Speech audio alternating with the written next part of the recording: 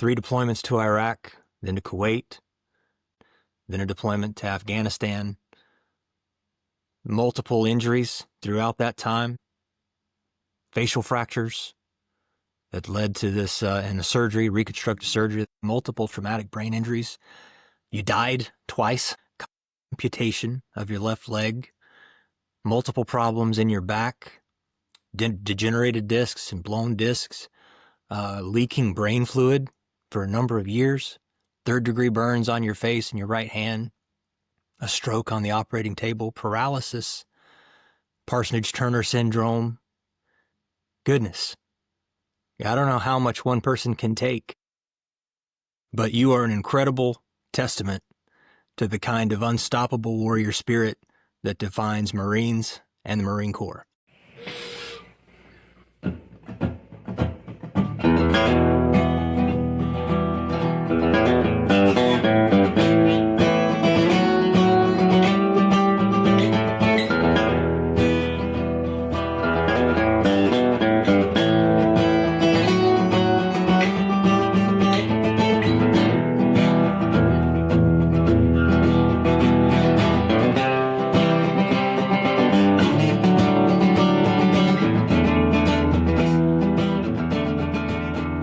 Good day, everybody, and welcome to Fire for Effect, episode 16.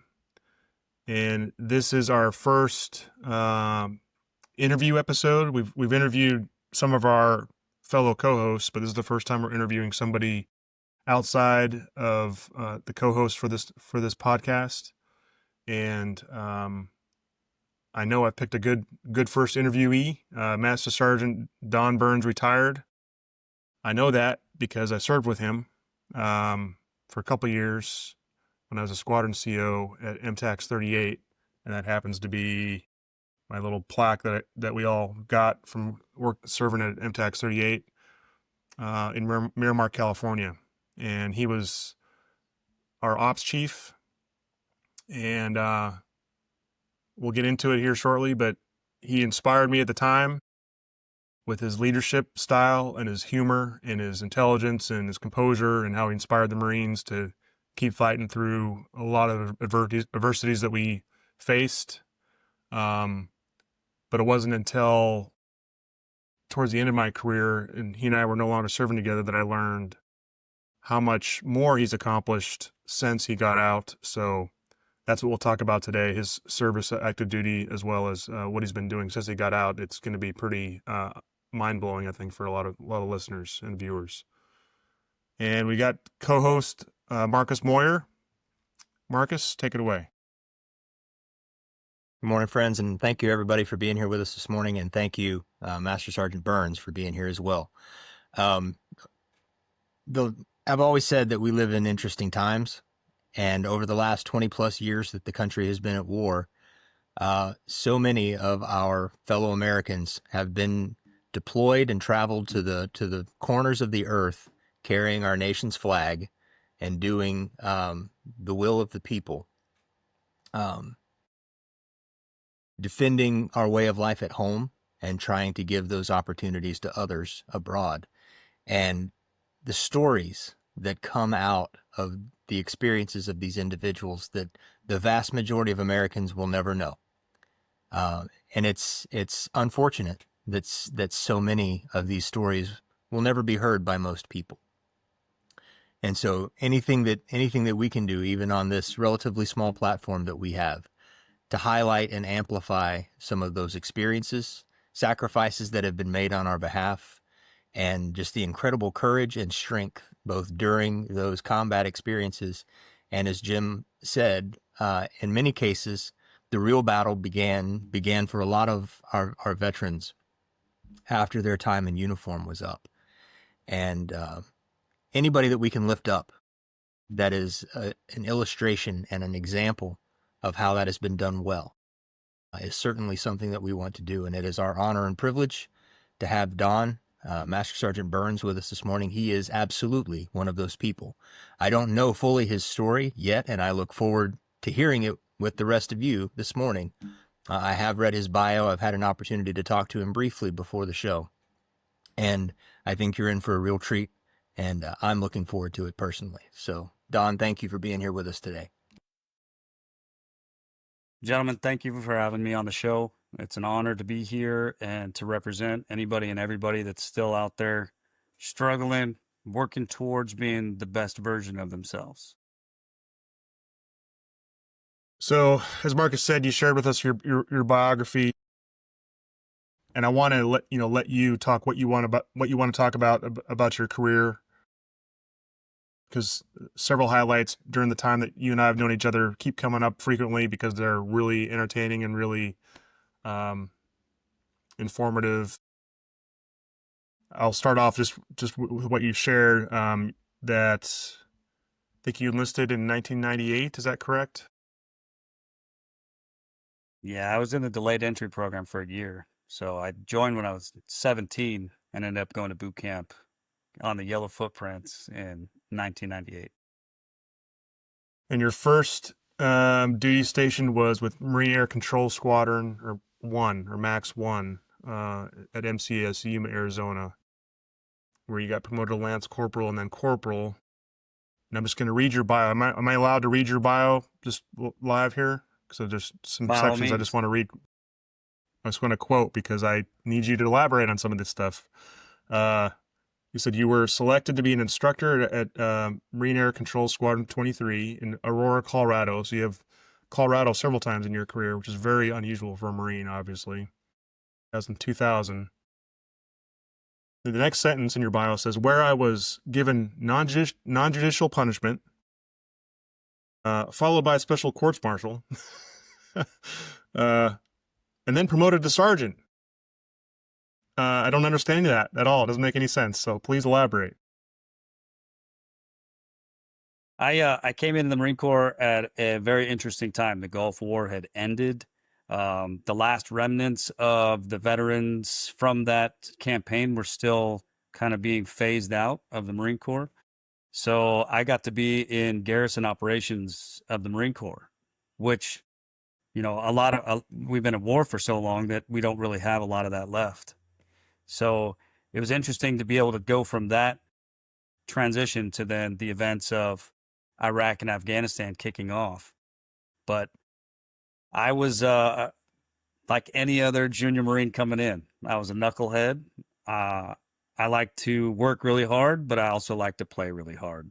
And so going to an instructor status, I had an I&I station in a place where Marines aren't usually at was a fire for effect, really, of information and experiences.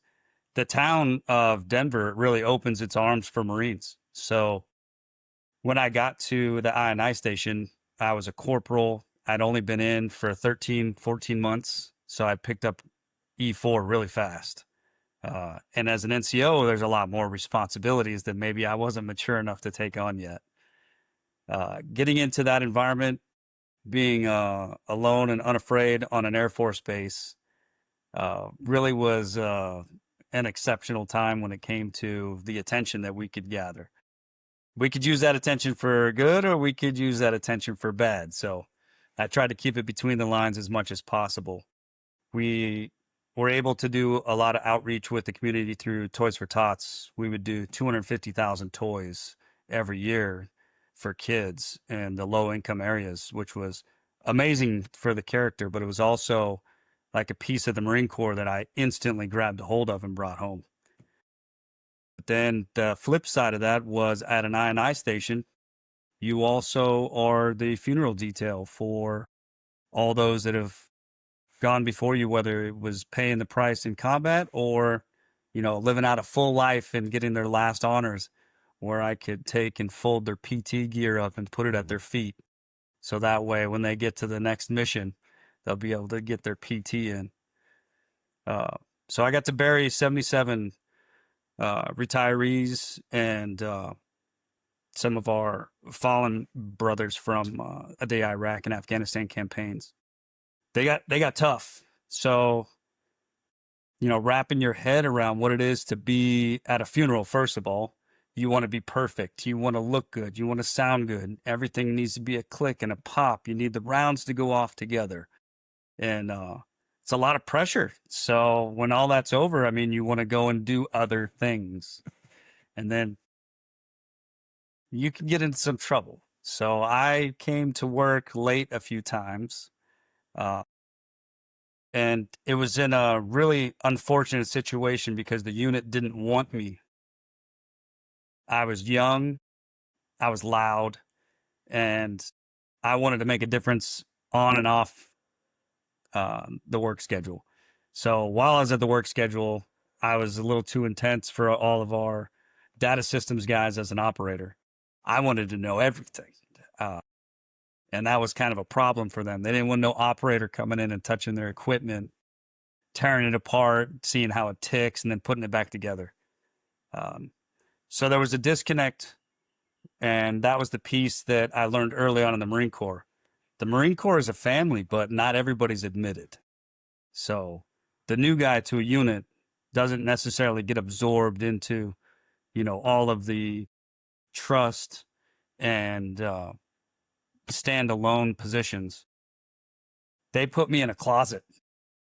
Like that was they put a small desk, they put a bookshelf, they put a safe, they called it a secondary control point. It had one drive in it. And my job, because of me being the new guy, was to just sit in this closet.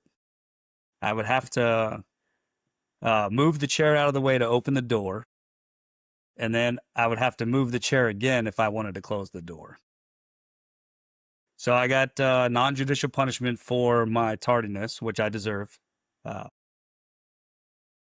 and then 2 weeks after that, the CO had suspended all of my punishments. So he's holding it over my head to force me to perform at the level that the unit wanted. I mean, we were the instructors. So all of the reservists that were coming in that we're training, we are the example. We are the active duty piece of the Marine Corps that's supposed to mold, guide, and make them into, the 911 force, which was difficult. Had a lot of ups and downs, a lot of good examples. Uh, Definitely opened my mind at what else makes people tick that are serving, whether it's in the capacity as a reservist or an active duty. They have an entire life going on. They've got an entire group of people that they rely on outside of the Marine Corps. I didn't have that. The Marine Corps was everything. So for me, I got moved into the dorms, which the Marines don't understand because we have a barracks, and a barracks is very regimented. There's a schedule. There's, a duty that's walking around that's keeping everybody in check. Whereas the Air Force doesn't do that. They have dorms, which are, they trust that nobody's going to start any fires with their stoves or their microwaves in their rooms. So I thought I was going into the Hilton when I got there. What I didn't understand was being one of 4 Marines in these dorms brought a lot of negative attention from the Air Force. And I stumbled into a situation where the Air Force security forces had a drug problem. So there were individuals that were on the security forces team that would use and sell hard drugs. And they would prey upon those that were in dire need of help. Instead of giving them a handout and help up, they were giving them something to basically numb the pain. So I was on the payphone, which people don't know what that is anymore, talking to a girl. A security forces individual came out and wanted the phone. Simple words. He went away, continued my conversation. He came back this time with no shirt on and his BDU bottoms. And he sat down next to me, and I knew something was wrong. I could smell marijuana on him. I could smell alcohol on him, and he still had some powder on his nose. And so I told him to go away. I told him I was an NCO and that he was out of his element. He turned to me and he said, "Let's do this." That to me is an aggressive action. So for hostile intent, it was there. It was enough for me to stand up to defend myself happily. So I hung up the payphone, stood up, and before I could even turn to look at him, he sporadically tried to kick me in the groin. Now, we're going back a few years, so this is in 2000, and at the time, having zip-off pants was like a really big deal. So I had brand new zip-off Nautica pants on, and I was excited about them. Well, now he got boot polish on them, on my knee that I blocked his kick with, and it just sent me into a rage. What I told the panel of jurors at the courts martial was, he reached back, looking the opposite direction, and he watched his fist in his punch. Being in the Marine Corps, you don't train that way.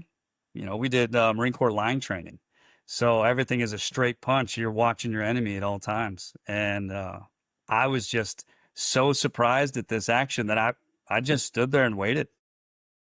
And when his arm got close to me, I pushed it into a soda machine, and then I broke his nose. I did enough damage to stop the threat, so I pushed him and he fell over a table. But what I didn't know is the activities of the drugs in his body. I mean, he was invincible. So he jumped up and came at me. He grabbed the Navy duty and threw him physically at me. And this is the part where the courts martial came into effect. I'd been NJP'd, so I was already in trouble. And as soon as I came across my sergeant major's desk with this information, he instantly wants to vacate the sentence, NJP me a second time, and then put me on a separations board and get rid of me. He gave me the option. It's either that or you can take a courts martial. I said, well, I don't have a choice, Sergeant Major. I didn't do anything wrong, so I'll take the court martial. And in any good fashion, the senior enlisted grabbed the UCMJ, slapped it on the desk, busted it open straight to the page. Maximum punishment, I could go for 2 years in Leavenworth for striking this military official, right? I told him that I didn't do anything wrong. I was confident in my position, so I took the court martial. Standing at a court martial, I stood alone because the Marine Corps doesn't have a judicial branch anywhere close to Colorado. So I went to Peterson Air Force Base, Colorado Springs. I had no representation from the Marine Corps. I had an Air Force captain that was my defense attorney, and they would read the charges to me, what they expected me to be guilty for, and I was guilty before proven innocent. Through a 7-day process, by the end of it, I was given self-defense. The kid had to buy my jeans, so he had to give me money to pay for the damage that I received to my brand new zip-offs. And at that point, I found out what the family part of the Marine Corps was. A warrant officer that had just joined the unit had watched all of my NJP and the court martial unfold. And so he stood up for me in front of the CO. And Lieutenant Colonel Schutz was a great CO, but he was going to hold me accountable. When that warrant officer spoke, Chief Warrant Officer Ferdine, he told the unit that I had been screwed from the day that I'd gotten there. The unit had not taken me in. They treated me as an outsider. And because of that, they failed me. So he said the unit's job now is to show me that I am part of this unit. I am part of the Marine Corps. And I could be just as successful. And I blossomed. I took that court martial as a tool leaning forward to train others. I got really lucky because, not all COs would have done things the way they did. That Sergeant Major had my back. As soon as I was proven to be innocent, he had my back.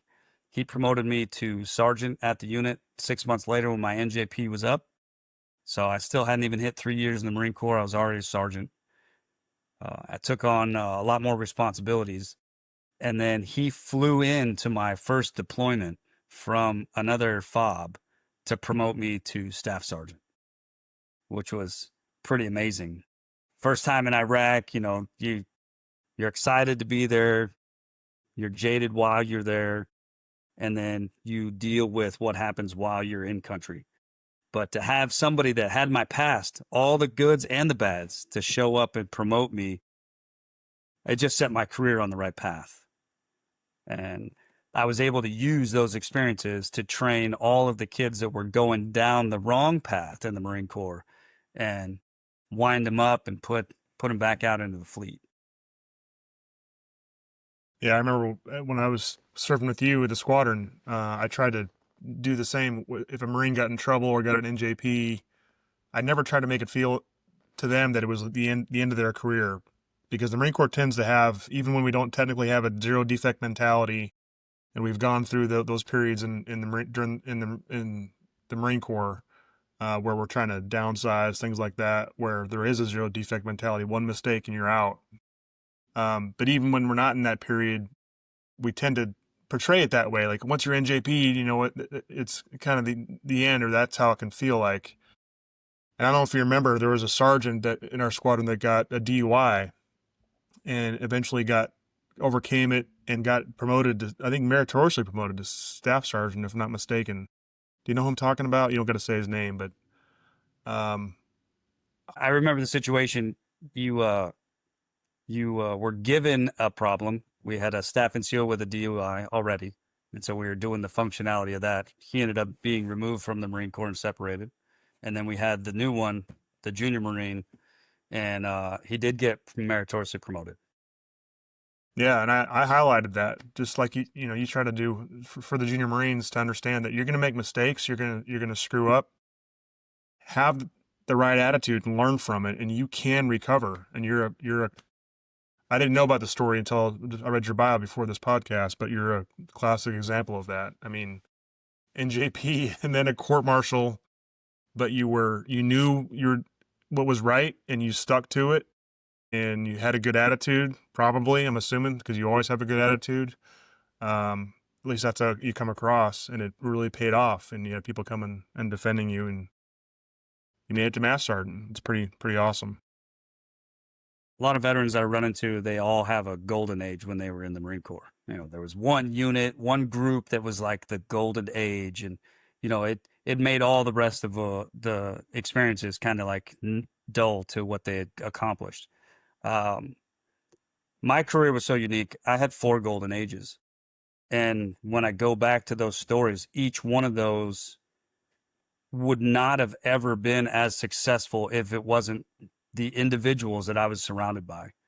And that they were golden ages because I could trust them, I could lean on them, and I could expect that not only would they have my back, but they would make everyone else around them successful. And if there was anything I could say about my career that was unique, it was that piece right there. I was blessed to have each one of those golden ages come and kind of push the next level of what my expectations were from the Marine Corps. Did the way you handled yourself in that situation and the damage you inflicted on the assailant, did that have anything to do with your next assignment to the pilot program for Marine Corps Martial Arts? Flagged yourself as a great candidate to teach other people how to fight. That's a good segue into it. Yeah, Marine Corps mate program kicked off, and they came out to the unit, and the sergeant major was Sergeant Major Espinal, Louis Espinal. Phenomenal. Just, man, amazing. And when he had the entire unit lined up, he said, all right, these are black belt instructors from Headquarters Marine Corps that are coming out here, and they're going to teach you Marine Fu. Everybody here is going to know Marine Corps martial arts, and you guys are going to be the next ninjas that, go out to your future units and train all those around you. He goes, well, you already have one in the unit. Sergeant Burns has already been in all of his own situations in this unit. So at least this time, he'll know what to do to take down all of the enemies that come in front of him, whether they're foreign. And then he looked at the Air Force guys, he said, or domestic. Well played. That's awesome. He knows his oath. Right. Fast forwarding a little bit to Max 1 aboard Yuma when you were deployed to Iraq, 2004, 2005, where, again, I'm quoting your bio, where your face got smashed during a rocket attack in the back of a 7-ton. And then shortly after, you're promoted to staff sergeant in Iraq. So can you talk about that time? So I went to Al Assad, and as a air wing guy, I'm supposed to do like air wing stuff. And instead, our CO of Max 1 decided that every Marine was a rifleman and Max 1 was going to be rifleman. We had not been trained like our ground brethren that, they're masters of their craft. So for us to go in and fall in on a mission that they would normally do was unheard of. We were the QRF teams. We were the entry control point teams. We were the perimeter security teams. And not many Marines speak Air Force, is what I was told. And so since I had spent 4 years on an Air Force base, they wanted me to do all of the, I guess, linguist duties with the Air Force. So I got really lucky because the unit that I was in, we had enough to complete the mission and have a couple of guys extra. So each of the platoons was a little fat, which was a good thing because my subsequent deployments, we were very thin. But we would have a 14-hour day when it came to what our shifts were for the perimeter defense. And so to get everybody out there, we would be in the back of 7-tons, and it was about 28 miles for the fence line for Al Assad. And part of what we had to do was set up towers for the perimeter security checks. We would run the gates. We would, report all of the attacks. You could usually see the enemy setting things up before they would try to attack us. But the rockets were 122 millimeter rockets that they could set up on rain gutters and use dryer timers that they had put frozen in blocks of ice. So they could set it up, walk away, and then it would go off so they wouldn't be present for any kind of a counterattack. On one of these occasions, we were on the flight line road and the rockets hit, and the driver didn't know what to do. He'd never experienced it. This isn't something that we're normal when it comes to setting up perimeter security or QRFs. So in the back of the 7-ton, I was all the way up at the front of the bed, and our guardian angel was all the way at the tailgate. When the driver slammed his brakes at 55, there's not seat belts in a combat vehicle out there. So the guardian angel turned into a torpedo. His Kevlar went straight to my face and smashed me up against the front of the bed of the truck itself. It knocked me clean out. I had a slight nosebleed, but my nose was broken. But due to minimum manning, they still drove me to my tower, where one of our corpsmen met me there. Used some smelling salts to kind of get me back up and about on my wits, and then 2 people helped carry me up into my tower so that I could still do my job for the day. What I didn't understand about all of that was, at that age, you're young, so you're 10 feet tall and bulletproof. So you're invincible and no injury is going to hold you back. But what had happened is it had crushed my sinuses completely. Later on in my career, when it was identified, I was only getting about 30% oxygen through my sinus cavities. and it had caused a lot of problems up there. I finished out the deployment, and I had noticed that I had some issues, like thought processes, regurgitating information for a little while, and I kind of adapted to it, and worked through and over it. But that was the first time that I'd received a traumatic brain injury, and the Marine Corps didn't know what to do about things like that. I mean, you're supposed to take that up with a VA eventually. You don't need to deal with that when you're still active duty. So it was completely brushed over. And I don't fault anybody for it. I mean, we were in a combat situation. It just happens.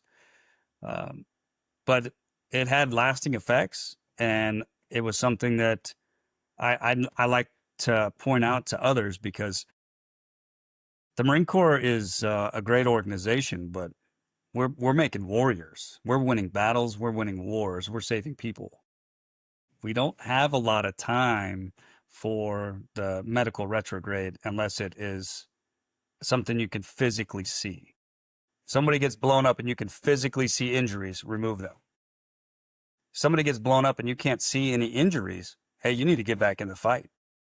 So it was frustrating, but it was understandable.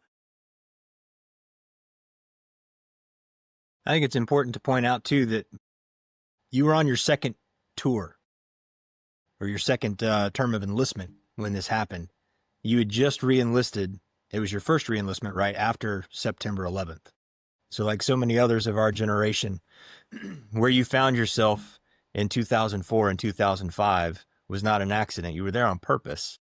Even knowing all of the risks after the attack on September 11th, you were part of that generation of Americans who raised their hands and took an oath to defend their country, to support the Constitution against all enemies, foreign and domestic, whether it's in Iraq or on an Air Force base somewhere. I mean, that's very commendable. You didn't have to be where you were in 2004 and 2005, where you sustained your first injury there. So I think that's commendable. Just wanted to point it out. Thank you.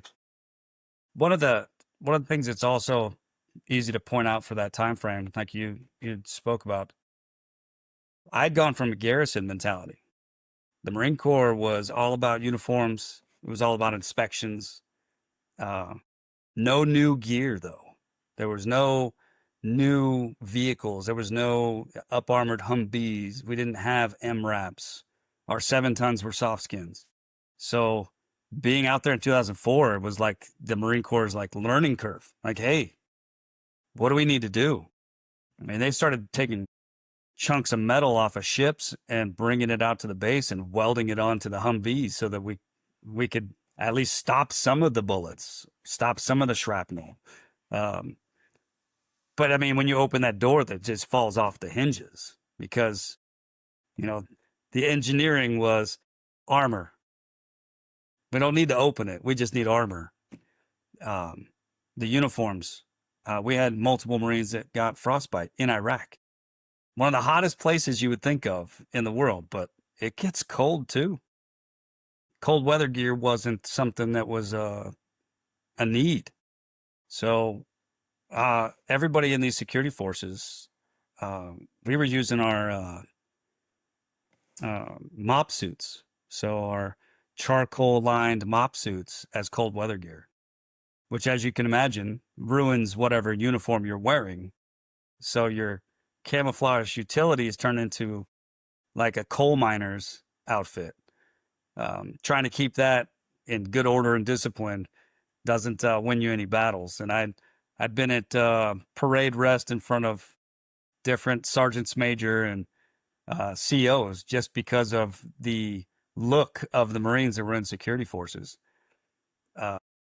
It was that garrison mentality still being carried into combat.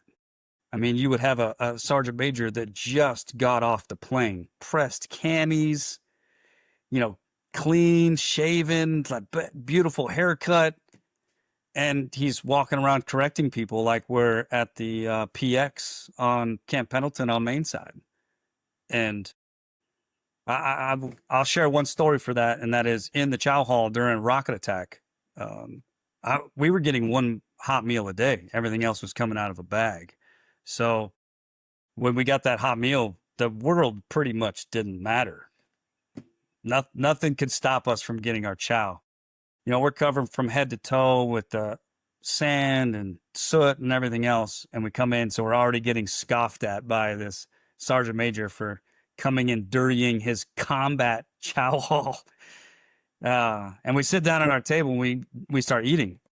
And the first thing he does is to come to correct us because we still have our weapons on us. It's like, oh, you need to put your weapons underneath your chair so that way it doesn't accidentally go off. I paid him no mind. It was probably one of the few times that I was horribly disrespectful to a senior enlisted. But what was coming out of his mouth was just ridiculous. I'm in a combat zone. My rifle is not going on the floor. The people that I'm trying to guard and protect and also take down are around me at all times. So we continued eating. Then the rockets hit and they hit the building. So we had 3 that hit the roof, 1 that hit the doors that were for the exit, and then 1 that hit the wall right next to where we were sitting. And I'll never forget one of my brothers, Jason Abel, is sitting across from me, covered in the same things, been out there for 15 hours. And we didn't stop eating. We just kept eating. This sergeant major now went from Garrison ops, I need to correct you on your shave and your uniform and whatever else. He's running around the chow hall yelling at everybody to get against the walls. There's 4 feet of sandbags on the roof. There's T barriers and sandbags all along the concrete walls outside. The glass broke in the doors, but I mean, it was just there. It wasn't actually where we were eating. We could see it. We saw the shrapnel. We saw everything happen, but it was like, we are not going to take any damage here, so let's just keep eating while we can. So now we're scarfing our food down, and this guy runs to our table. He is screaming at us to get against the walls because it's unsafe what we're doing. We finished eating, licked our little MRE spoon, put in our flak jacket, right? Because you don't know if you're ever going to find another one. And then we stood up. We asked him to get out of our way, but she obliged. And then we walked over, dumped our stuff, and then got back out because we knew what was happening, that the Base Defense Operations Center was going to recall everybody for perimeter security to come back out because now there was this attack and that there was a possible breach. And this Sergeant Major followed us all the way to the door, yelling at us, telling us that this, that, and the other. And once we stepped outside the door, he backed up. He was scared to walk out the doors now. His prim and proper uniform, the lack of body armor, he wasn't ready. He needed to go get geared up before he could walk outside into combat.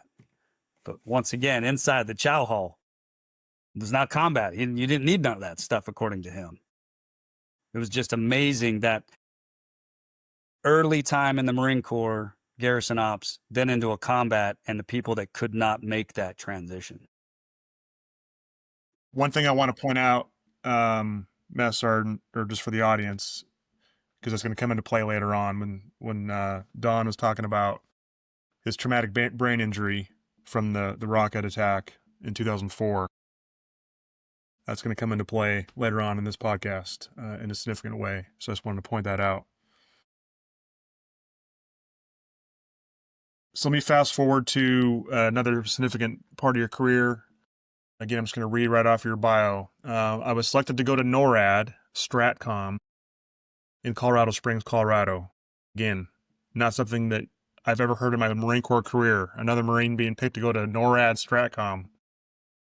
And frocked to Gunnery Sergeant as a senior enlisted advisor for Cheyenne Mountain Division and the acting first sergeant. And then the next sentence, I was blown up in a gas explosion accident aboard Peterson Air Force Base, asphyxiated, and was DOA, which I think you mean dead on arrival, at the Peterson Clinic. and then your bio just goes on to other stuff. I'm like, wait a minute, what? Can you please explain that a little bit? And explain that whole your time at that unit in general was one of the highlights that you've brought up many times. A lot of really interesting stories. I got real lucky because my third deployment was kind of a back alley deal with the monitor. The monitor is the person that places us on our next duty station. And he basically said, "Hey, I need to send you back to Iraq, but I need you to now take on the TAC mission. I don't have anybody that's qualified in data links, and you're a data link guy. That's like what you excel at. So can you go and be the JICO?" Or he wanted me to be an ICO and then eventually take over the JICO position. So interface control officer All right, is whole bunch basically of acronyms there. Yeah, TAC, JICO, do all these, small out all these acronyms. a tactical air command and control squadron. Was basically setting up our wing commander's base of operations for him to do all of the airspace management for our assets. And to do that, you have to all of your communications, and it's not just radios and cell phones. You've got to have all of your secure data connections. So my job was to monitor and keep those lines of communication open, but then also to be able to push information across those lines so that way we could save the warfighters on the other end, or to drop the bombs on the foreheads of the bad guys in a safe distance from our own guys. And while I was there, uh, I got a lot of really cool situations. Like the Commandant of the Marine Corps came out to visit in the jumpsuit, right? Once again, another uniform change that I was not aware of. And he comes out and now he's in the gym with me. And this is General Conway. So he's enormous. He's like 9 feet tall and his arms are like, you know, Hulk Hogan walking around.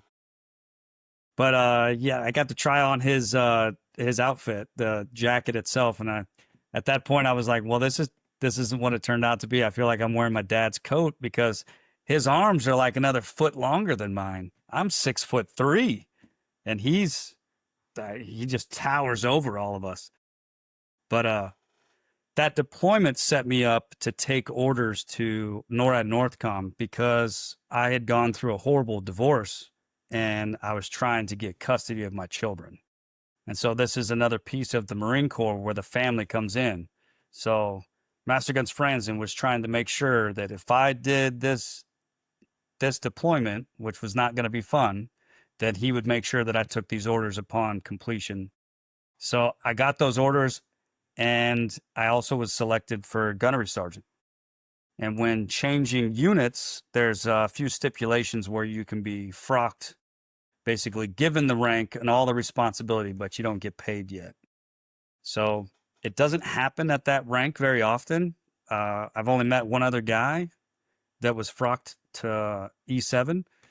So it was pretty interesting for me to walk in the door. But the impression was if I walked in as a staff sergeant and then got promoted to gunnery sergeant, the command would still see me as the guy that walked in the door, staff sergeant.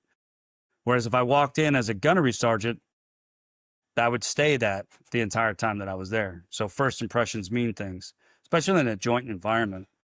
So when I got there, the Marine Corps is really bad about giving you a clearance.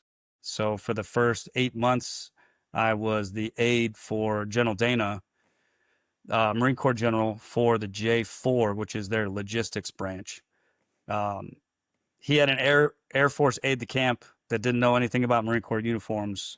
So it really worked out because I could help him, I could help General Dana, and then I could stop a lot of the corporate gray that goes on with the Air Force in a joint environment where everybody thinks they need to talk to the general. So I ended up being a bouncer, really, more than anything else for him. Once my clearance came through for my top secret SCI, I was able to go and take the job they wanted me to do, which was NORAD and Stratcom had the missile and space defense of North America mission. And from our operations background, we do missile control for the Marine Corps. And so it's kind of an easy fit on paper. Then when you get there, it has nothing to do with what you learn in the Marine Corps. I mean, we're using DSP satellites out in the geosynchronous belt in space. We're using asynchronous satellites that are wrapping around, low orbit. I mean, my mind was blown instantly. And so I had to get hot on that stuff. I went through the school for missile and space, and then I went back through the FAA's course for airspace so that I could control either aircraft or missile defense operations. And then I became an instructor. So the beauty about that was there wasn't a lot of Marines at the command. So then a gunny comes in. The only gunny that they've ever seen in the Air Force is gunny highway, or Arlie Ermy, who's immortalized as this strong, get in your face grit type of a guy that controls everything. Nothing gets by him. And so I was given all of that respect, and I was given all of that room to play in. So I took over an E9 billet inside of Cheyenne Mountain. The Air Force needed somebody to come in because it was being run poorly. Won't use any names, but I replaced an individual who was in the Air Force, and I commend him. He was really good at writing policies and keeping books and keeping notes, but as far as leaving his chair, he didn't do a lot of that. So they needed somebody that would also be more of a diplomat to the 721st Mission Support Group that runs the security forces for the mountain. So I stepped in. I became the instructor for the training section, and then I became the acting first sergeant inside the mountain for all services. And then I got to work with some true professionals. The first sergeants at E8 and E9 in the Air Force are amazing. I got to do their first Sergeant's Academy course, and my eyes were just blown open because the way that they run the first sergeant business is completely different than the Marine Corps. The Marine Corps runs it as more of a disciplinary individual and, the keeper of uniforms and regulations. The Air Force runs the first sergeant as the unit's squadron gunny. That knows everything, sees everything, but also has all the outreach potential to help any of the troops that are in their charge. So I got to see firsthand how much of an impact that these individuals had. I mean, it was like having a nonprofit at your fingertips for active duty. They helped out airmen, sailors, Marines, even our Army guys. They didn't hold anything back, and they would find ways to take care of families. It was really good experience for me. Inside of the mountain, I got to do some really good things with the Air Force. I was able to kind of weed into their security forces because I had a background of not being very good with their security forces from my court martial, which got brought up since I had done that court martial at Peterson Air Force Base. I found out that the security forces don't get any hand-to-hand combat training. They don't get any kind of physical taking down perpetrators at all. So I started doing some training with them to do some Marine Corps martial arts to basically bring in the idea that they needed to be able to take down any kind of a threat, as non-lethal as possible, because lethal force is something that is authorized on Cheyenne Mountain. It's a national asset. So from the fence line on in, I mean, if you were in the wrong place at the wrong time, the idea is shoot first, investigate later.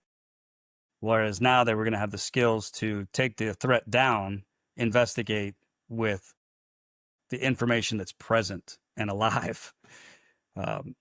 Got so far as to do a shoot house drill with the Army on Fort Carson, which was at the base of the mountain. They have the mission, like if things go bad, that they're going to bring everything up to the mountain. And so they opened up a shoot house. I got 6 different gunnies to show up. And we were the bad guys training the security forces that were about to deploy. So this was their one chance to get some sort of a combat training background before they went into country. So it was very important for them to come back and survive, but also for the fact that it highlighted to the Air Force that they needed to get more on the combat train than on the uniform train. Very interesting time. I became a council member for the enlisted staff. I got to work directly with some of the biggest names at that time. The commander at that time was Admiral Winnefeld, who right after that became he went to Joint Chief of Staff, which was pretty interesting. But part of the responsibilities of being on a council was to do fundraisers for the Marine Corps Ball, the Air Force Ball, the Army Ball, the Navy Ball. And I coordinated one of these, and we brought in a big trailer grill, and it had 200-pound propane tanks on it. And we were supposed to make these sandwiches up for this fundraiser. But it was 12 degrees outside, and we kept losing the pilots. And every time we would relight it, that 3-foot match got shorter and shorter and shorter till there was nothing left. And so we would open the grill up to let the gas dissipate, close the grill up, and then we could light the pilots again. But it had gotten so cold that the gas didn't move anymore. So no match left, so I had to use a lighter. So I would have to stick my hand inside the grill to light it. But it had been charging with the gas the entire time. So when I stuck my hand in to light the grill, it exploded in my face. It knocked me back about 15 feet. I got 3rd-degree burns on my right hand and my face. What I didn't know was that I had also swallowed the gas, so it had gone down my throat and into my lungs. So when it ignited all the way into my lungs, burning my esophagus and my cilia, the little hairs inside your lungs. So I wasn't turning oxygen into my blood very well. But like any Marine acts, as soon as I came to, within a minute, I stood back up and was like, oh, oops. Well, now the grill's doing better, so we should be able to get this thing knocked off. And I went to grab a spatula, and what I didn't realize is that the explosion had dislocated all the fingers on my right hand. And in the burning, it had gotten all the skin gray and hard. So I was pressed for time and decided we needed to get to my truck, which is 2 parking lots away, so that I can go and get checked out at the clinic because the hand's not working. When I started to jog towards my truck, that's when I found out if your lungs can't put the oxygen into your blood, you don't go very far. Everything started to go dark. I got real weak. They flagged a vehicle down. It was a 1980s vehicle. I can't tell you what it is, but the interior had the red dashboard, the red carpet, the red door, internal parts. And they threw me in this random vehicle, and on the way to the hospital, I asphyxiated. And when they got me, they drugged me to the door. They threw me onto a gurney and then apparently pushed me into their crash bed. Hit me with some drugs and some shocks, brought me back, stabilized me, had me on oxygen and steroids. And the nurse, she said, hey, do we need to call anybody? And of course, now I'm feeling great. I'm on morphine and oxygen and steroids. And so I'm like, yeah, I need to call my wife. And so she's like, okay. She hands me the phone. I somehow come up with the phone number. I call her, and she says, well, are you okay? I said, oh, I'm fine. I drove myself here. I'll be fine here in a little bit. This is just I have to go through the motions. And the nurse took the phone and she was like, he is not okay. He did not drive himself here. You need to get here immediately. And so I ended up in burn cream for about 3 weeks. They kept me at the job and the unit. I was able to still do most of my correspondence through my secret cell phone. Um, and the burns on my face, I found out later on, actually made the skin weak. So it was susceptible to any kind of other skin problems in the future. And as you mentioned, that comes into play later on. That's insane. It's just incredible. All right, so I'm just gonna jump ahead a little bit here. When you accepted orders to Marine Tactical Air Command Squadron 38, and that's where you and I served together, as the operations chief aboard Marine Corps Air Station Miramar, California in 2016. And I think that was, did I serve 2016 to 2018? Were we about the same time? Same 2 years period? I forget exactly when I was there. Anyway, you took over the motorcycle program for the group, which is the higher level command, Marine Air Control Group 38, and all its subordinate units. I think they had 5 units underneath them, if I'm not mistaken. During that time, you had 2 reconstructive surgeries to rebuild your sinus cavities, and a 3rd surgery to remove cancer from your face, which is what you're just alluded to, I think. And then, and we didn't talk about when you hurt your foot initially. At some point, you fractured your foot, and you just kind of kept working through it. So you can kind of recount that in a second. But it all kind of culminated, at this when you and I served together, when you were the ops chief. And I wouldn't have known about any of this stuff if you hadn't told me, like your foot and the pain you were going through with your foot.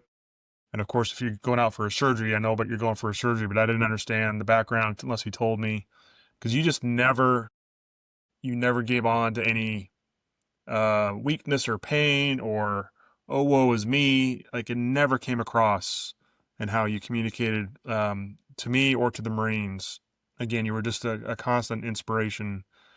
Now, some junior Marines may have a different interpretation, but I looked at it as inspiration with your jokes and your firm demeanor, but you'd always do it with humor, and you'd light up Marines when they needed to be lit up, but it was always meant towards driving them towards seeing the higher purpose and accomplishing the mission. Way.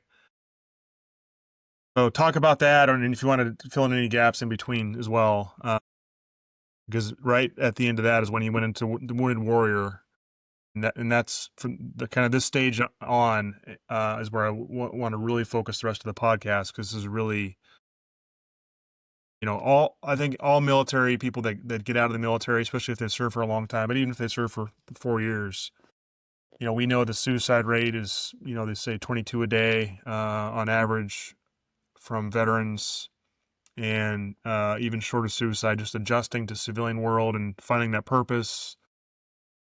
Whether you're injured or not, it's hard for a lot of military, because the camaraderie and the sense of purpose and the mission is just, you can't match it on the outside. It's very difficult to match it on the outside. So not only do we all struggle with that, but you also had all these injuries to overcome and fight through. And as you can talk about, there's a stigma when you're active duty. If you're, injured a lot or going to medical a lot, they call it a sick call recruit. I remember in boot camp, if you're always going to sick call, you're the sick call recruit, things like that. So there's a stigma to overcome, which got a little bit easier, I would say, as the war and terror, went on and on and on, and obviously more and more Marines getting injured. And I remember Secretary Gates, the SecDef, tried to change that stigma very proactively, and I think somewhat successfully. Yeah, just talk about that period and what you were going through, what the surgeries were about, where they stemmed from, and just with me and Marcus just kind of peppering questions throughout. Let's just take it all the way through to where you are today. Yeah, I transitioned from the NORAD Northcom billet, which was actually a little bit more to it in the sense that I went as a STRATCOM NORAD mission because that's what the Marine Corps signed off on.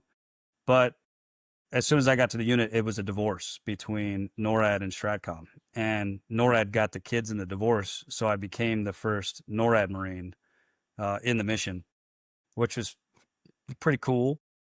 But then when I took over Cheyenne Mountain, I had a full bird Air Force colonel as the director. And then they took him for a special project and took his deputy to take his spot, which was a Canadian lieutenant colonel. A lot of people don't understand that we share that mission with Canada. They're our partners, and they hold serious billets all the way through that command. I worked directly for a 2-star Canadian general, and then on the training side of things. But then I worked directly for the admiral on the survivability of the government in times of a crisis.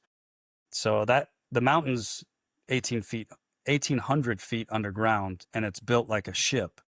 So inside of there, there's a lot of care and feeding that goes on, which is why they wanted me to take over the mountain because I wouldn't miss any of the details. So we got to get the mountain back up to today's technology and survivability, but it was intense roller coaster ride because when they took the colonel away, the lieutenant colonel couldn't make decisions on U.S. policy. So then I had to put on my Northcom colonel hat to make the decisions on behalf of the United States. And it was only the things that were within my purview. So things that had to do with survivability of the shelter and continuity of government. But it was interesting to be a gunny sitting in an E9 billet and then also as the stand-in colonel. Very unique time. And when I got that call that I was transitioning back into Fleet Marine Forces going to Max 1, I was at this prestigious point. I was the focal point in every conversation. I was in on all policies and procedures. I had gone through many real world launches with other countries that we were handling. And so coming back to the fleet, I was expecting the same thing. Like, here I am. And instead I got put into a regular air wing unit to control aircraft. And that was a hard transition mentally to go from that level to that lower level. And I needed to figure out a way to now connect with the junior Marines. So I used sports. So I used intramural sports as a cheat code to get into the minds of a lot of the troubled kids in the unit. A lot of the athletes are the ones that have a lot of the issues per capita. So I would use the intramural sports to figure out what made them tick. What was really going wrong in the unit? What things could I actually adjust to make life that much easier and still get the mission accomplished? That carried over to Marine Corps martial arts. And that's kind of where I grew that mentality of kind of disarming everybody with a little bit of humor, bringing in some seriousness, maybe some counseling, but then also like, hey, what makes you tick after hours? Like, where is it that's, bringing you down? Because while you're here at work, you're great, but when you go home, you're a disaster. And in one of those training events, I had my Liz Frank snapped in half on my left foot. And Liz Frank is the ligament that brings up your toes. So to lift your toes upward, that's your Liz Frank is what controls that. When it was severed, I couldn't move my toes. But also what had happened is a bone had got pushed out of my foot and gone underneath into the pad of my foot, and it had cut all the ligaments around it on the bottom. Seemed like a simple injury. I went to a podiatrist. They milked the Marine Corps for money. They didn't actually do anything. They didn't prescribe surgery. They just let it fall apart. Since that bone was no longer connected to anything, it went necrotic. And that I didn't find out until years later. But that happened in 2012. and I had that brain injury from the explosion in 2011, and then again in 2004. So my body is taking the hits, but my pride was not allowing them to be part of my career. So I would hide it. As you said, you had no idea that I was going through those things, but um, what I was doing is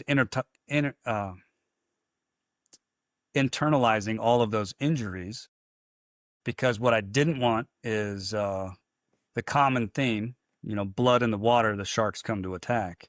With junior Marines, if they see weakness, it's the same way. They will just latch onto it and exploit it.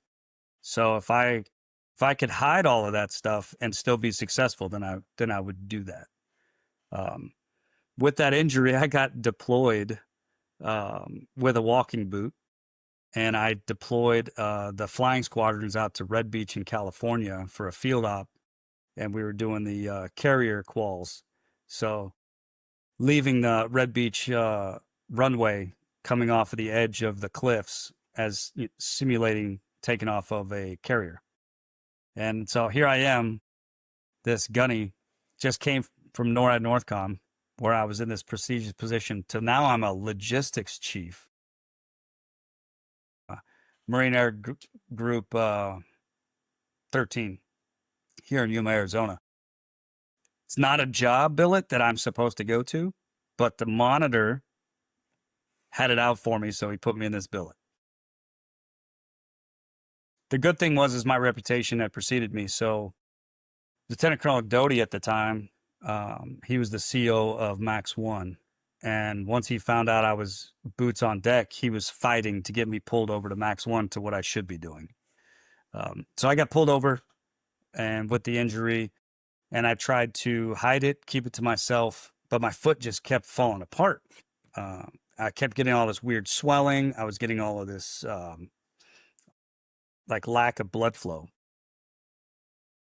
But the Marine Corps doesn't slow down for things like that. So I just continued on. I went to all of my JICO courses so that I could become a Joint Interface Control Officer. There's usually only about 400 active duty in the entire military, not just the Marine Corps, but throughout. And once you attain that, that's the highest level for data links that you can get to. So you're a data link patch individual. So when you come to a table, people take you seriously. That turned into a no-notice deployment. Secretary of Defense Panetta, I believe, was in the office for a couple of minutes, and his good idea was to send the Marine Corps' ballistic missile defense asset, the 59 radar, to Kuwait and have it run at maximum output to see the reactions of others. And so I had 3 days to grab my stuff, deploy. They didn't care about the foot. And once I got on deck, they were having a lot of communications problems with the Air Force. The Air Force didn't want to tell the Marine Corps anything. The Marine Corps didn't want to tell the Air Force anything. So once again, I got called to go speak Air Force. So they sent me to UAE, United Arab Emirates. And once on deck there, I became the JICO for National Guard unit. And I ran the data links for the Gulf. And I really had to rebuild it, was the biggest key to it. And the Air Force has the money. So instantly, hey, this is all the stuff that we need. Well, in the Marine Corps, that would take 3 years of acquisitions. In the Air Force, there's a black card. They swipe it, and then you get it.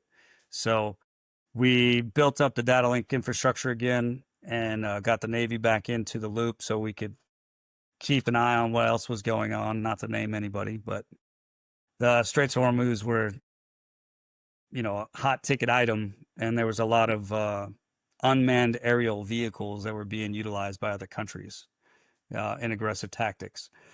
That timeline, really, my foot fell apart. When I came back from that deployment, I requested surgery for my foot. The Marine Corps said that I didn't have time for it because there was very few of us that were qualified as JICOs. So they needed me then to redeploy out to Afghanistan because the plan was to close down Camp Leatherneck move all assets to Camp Bastion, which they shared a fence line, but one was a British base, one was a Marine Corps base. So retrograde everything to the British base, and then once everything was there, retrograde all the way back to Kandahar without having any hiccups in airspace management for all of the air to ground and air to air operations. I was the controlling all of the airspace at that time, and so that was it was quite the dance to pull off.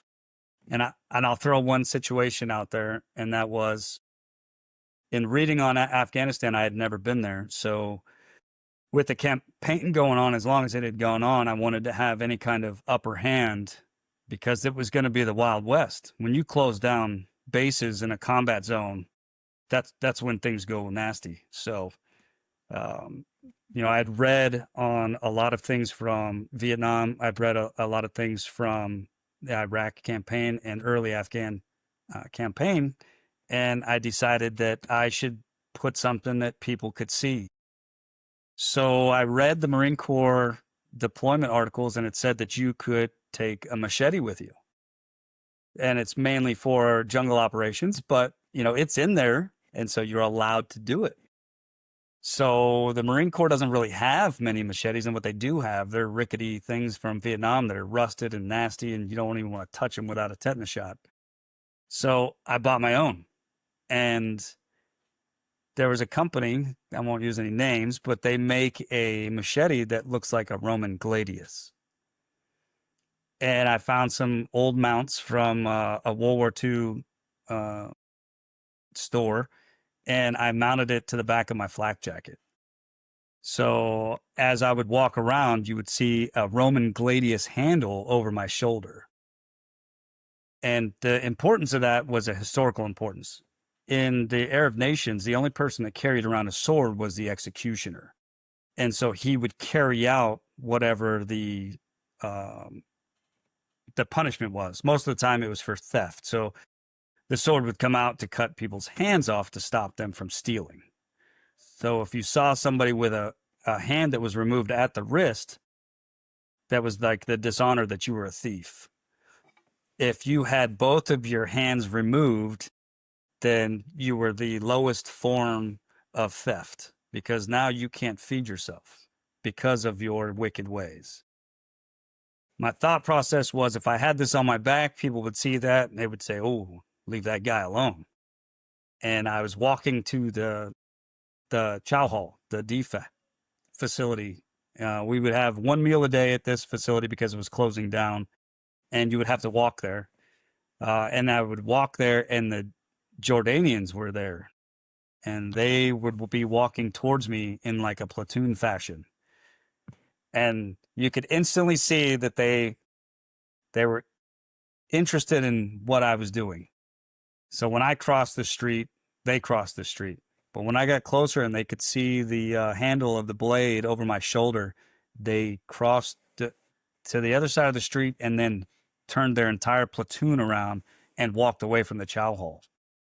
And then it became known on the base that there was an executioner in the Marine Corps, and he's the one with the sword. So I kept that on the entire deployment, and I made a lot of impressions upon people. But there was a lot of situations we went into. If I went into the room and there was other nationalities there that were aggressive or they wanted something for nothing, and it was a problem in communication, all I would have to do is walk in. So the colonel would have me just sit down, and as soon as I would sit down, everybody would just calm down. Was I an executioner? No. Was the impression made? Yes. And if that was my little footprint that I was going to make on that campaign, it was worth it because it would calm people down and they would instantly come to the table to talk. Once we retrograded off to Kandahar and pulled back to the U.S., my foot was trash. I was having troubles running. I was having trouble standing. I got promoted to master sergeant because I had actually put in papers to retire. I got back from that deployment. The foot was toast. I was having a lot of issues with thought process and memory. So I said, you know what? It's time. I'll take my early retirement and I'll just move on with my life. Plenty of jobs out there for JICOs. I got approached by the MOTS 1 CO, and MOTS 1 is pretty high up command that has the ear of the commandant of the Marine Corps. So they basically said, I'll promote you to master sergeant and I'll give you duty preference for your next duty station. It's unheard of. You don't get that. That doesn't happen in the Marine Corps. Usually it's wherever you don't want to go is where you're going. So I got selected to master sergeant on the next board. I was number 2 on the list because I'd been a gunny for so long. Our MOS is so small at the top that you pretty much have to wait for somebody to die to get promoted. There's only 8 master sergeants at the time. So, and then 5 master gunnery sergeants on the top of the pyramid. It had just worked out. A couple of people retired. It opened up. I got selected. I got promoted. I started taking on the ops chief role. There was a master gunnery sergeant Draffin, phenomenal individual from air traffic control. He had brought me up and said, hey, you need to be up on everything that I'm doing. So you're going to be my assistant operations chief, but I also need you to start working on the curriculum for the 5,900 and 7,200 MOSs to bring their training into today's environment because it was just so outdated. So then we rewrote along with Air Force individual because they're really good at paperwork. And we rewrote the curriculum as I was leaving the unit. And I took on the billet in MTAX 38 with you, Jim. I didn't want to come in the door and say I had all these medical problems. I wanted to do the same thing I did at NORAD Northcom, which was to come in, hey, I'm a master sergeant. I'm here as an ops chief, and I'm a force multiplier. I'm not here to take away from it.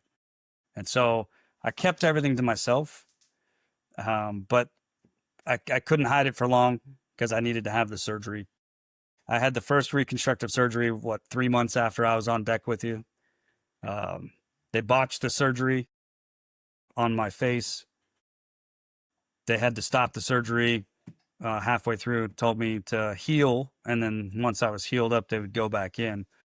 So in 2016, I didn't get to go to the Marine Corps Ball because I was back under the knife. However, this time something happened while I was in the surgery and they poked something they shouldn't have poked. And I stroked on the table. They brought me back to life.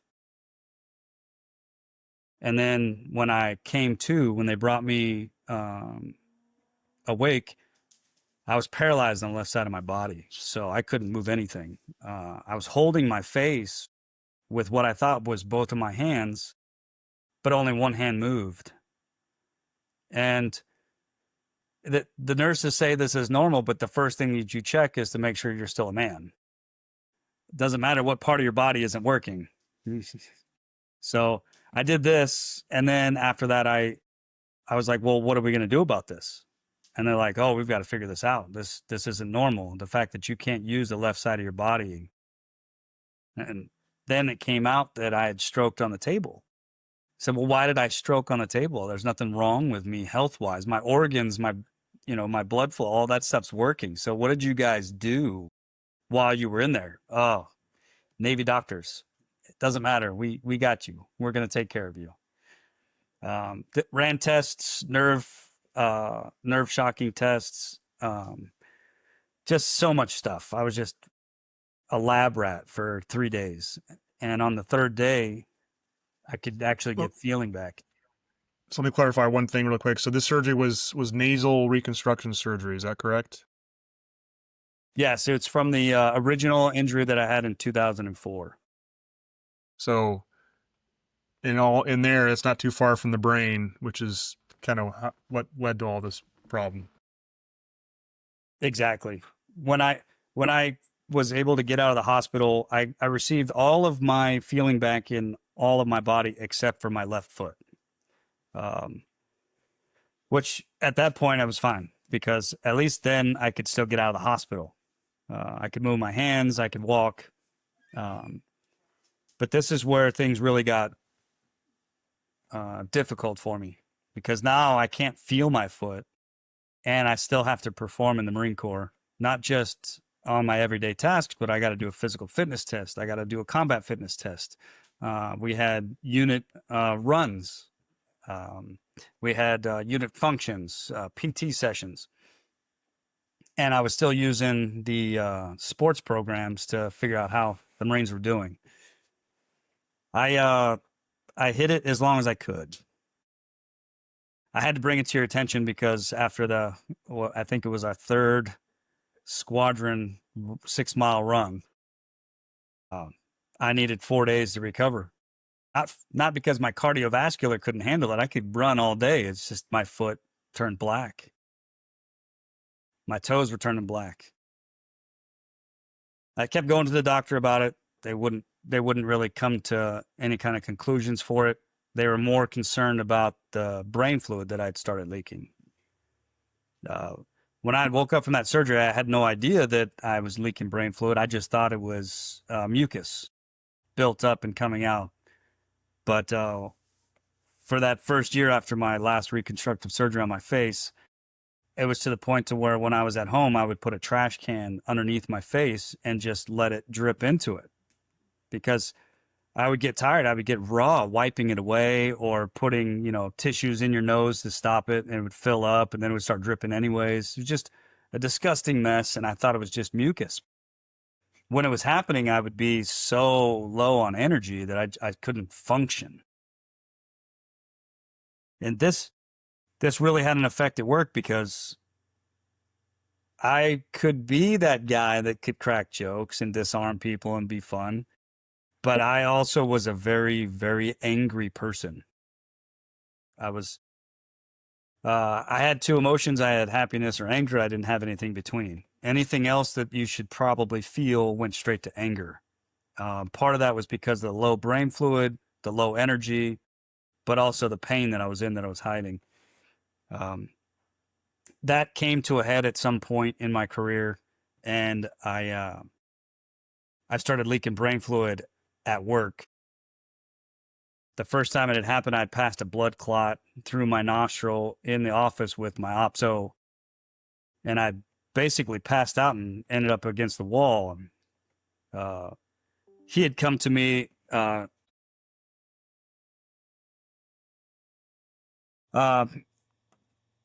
started leaking the brain fluid right there in the office. Rushed me to the Balboa Hospital in San Diego. Went directly to a TBI doctor. It was my second time in the TBI office. The first time I had gone in there, the nurse practitioner that was sitting in the place of the doctor asked me two questions. Well, were you ever hit by an IED? I said, no, ma'am. Were you ever shot? I said, no, ma'am. Okay, then you don't have TBI. Have a nice day. That was in 2013 when I started having those problems. And so I was like, okay, I just need to suck it up. Like you said, that was the mentality of the Marine Corps. If you go to medical too often, you're a medical ranger. You're just trying to get out of work. So now that I'm leaking brain fluid out in the open, I can't hide that anymore. They started the package for me to go to Wounded Warrior West Battalion to be able to focus on it. At that time, I was at 12 appointments a week, going from Miramar to Balboa, which isn't a very far drive, but with traffic in San Diego, it's 45 minutes. And that 12 times a week, I mean, how much work can I really miss and still keep the unit on track? And by the way, at the time, I was the ops chief and I was the acting sergeant major, because Sergeant Major Cabrera had gotten pulled early. And so we went without a sergeant major for about 4 or 5 months, I believe. And so that entire time I'm wearing both hats, and our op tempo was outrageous, as you remember. So it wasn't a safe situation. So what I brought up to the medical staff was, hey, I'm also having these other issues where my memory, like I'm having memory lapses. I'm forgetting something that's going on. And it finally happened in the office. I was doing a knee-to-knee meeting with the sergeant major as he's leaving the unit. And as I'm writing my notes, my pencil continues to slowly go across the paper, but I'm looking directly across the room through the sergeant major.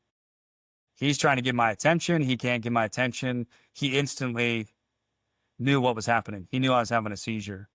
So he just waited until it passed, kind of kept his watch going. After about 2 minutes and 30 seconds, I came to, and embarrassed because I don't know what was just said. I thought that I just zoned out. So I turned to him. I'm saying, what was that you just said?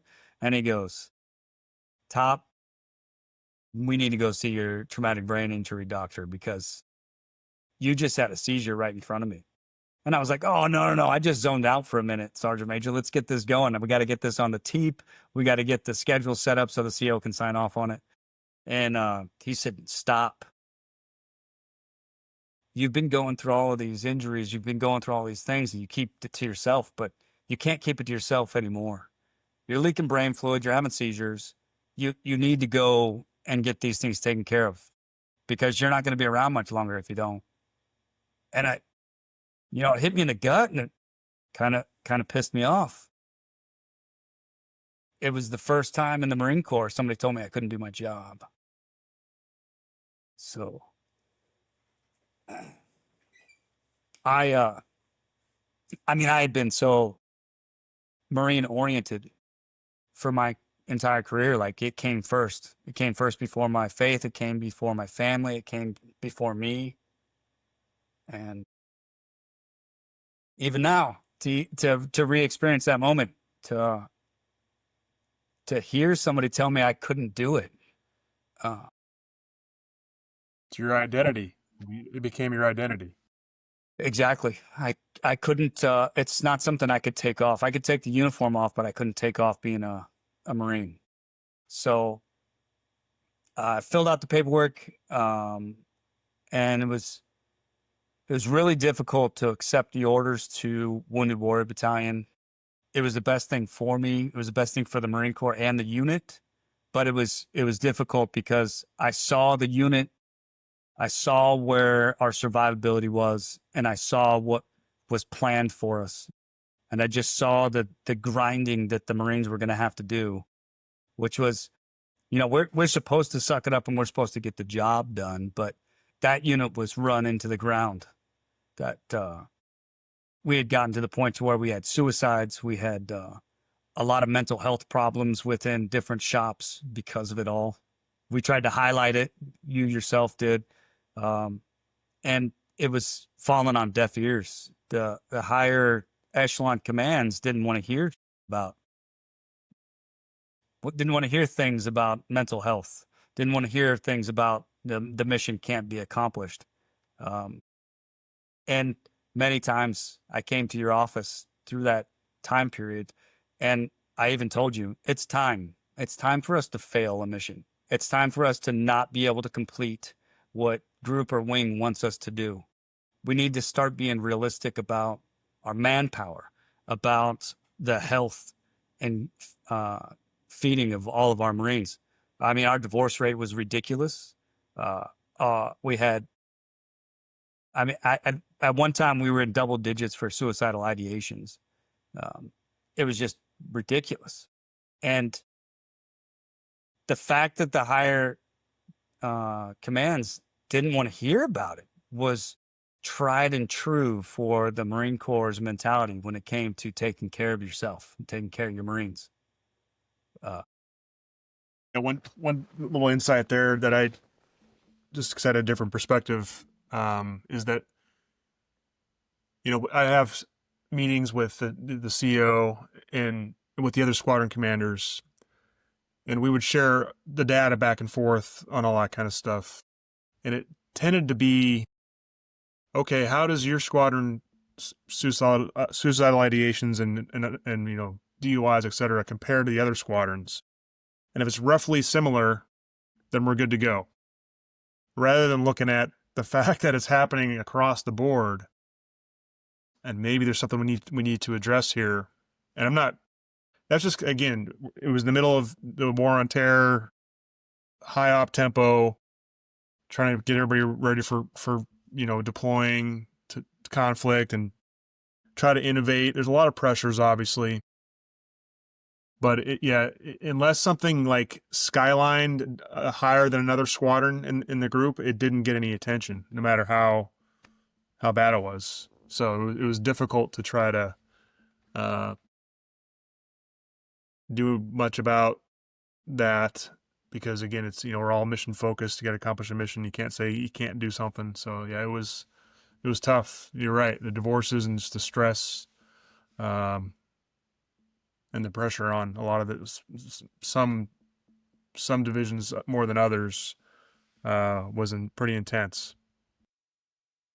Which again is why your leadership was so important, because you were able to bring that levity, combined with mission focused leadership that we wouldn't have survived without.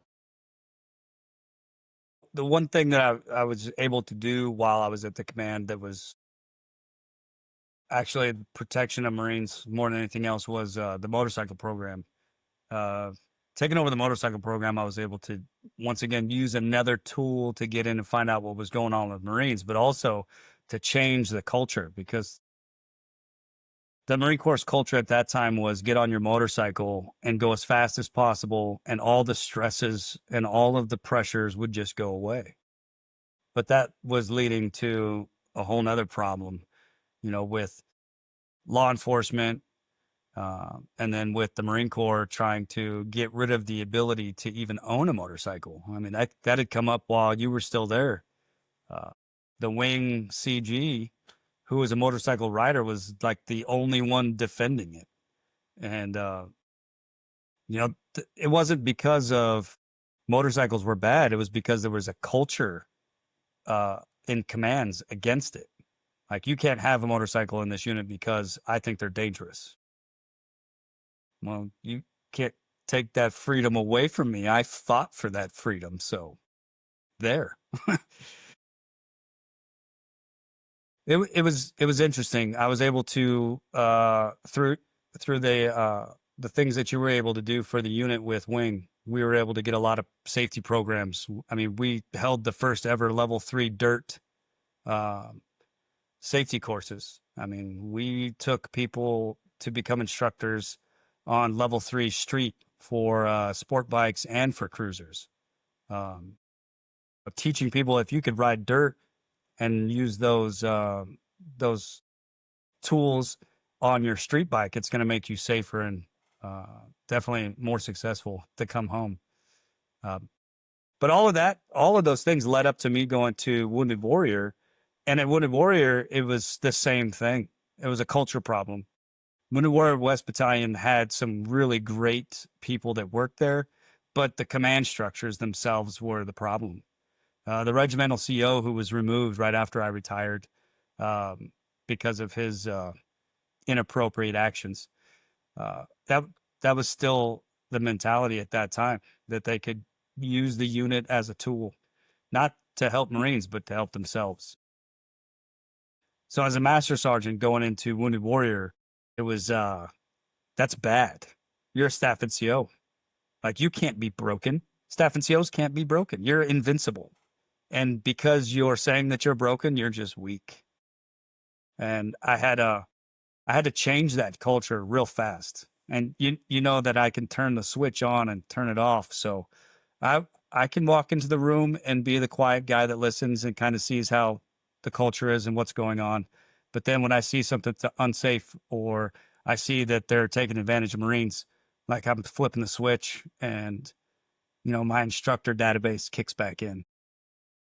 So I was able to do that. I definitely made some impressions on the command to make some changes, and definitely the recovering service members, because, a lot of the people out there don't understand that a lot of the injuries that happen, I mean, they're not injuries you can see.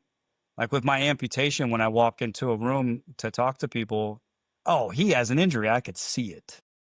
I could take him seriously now.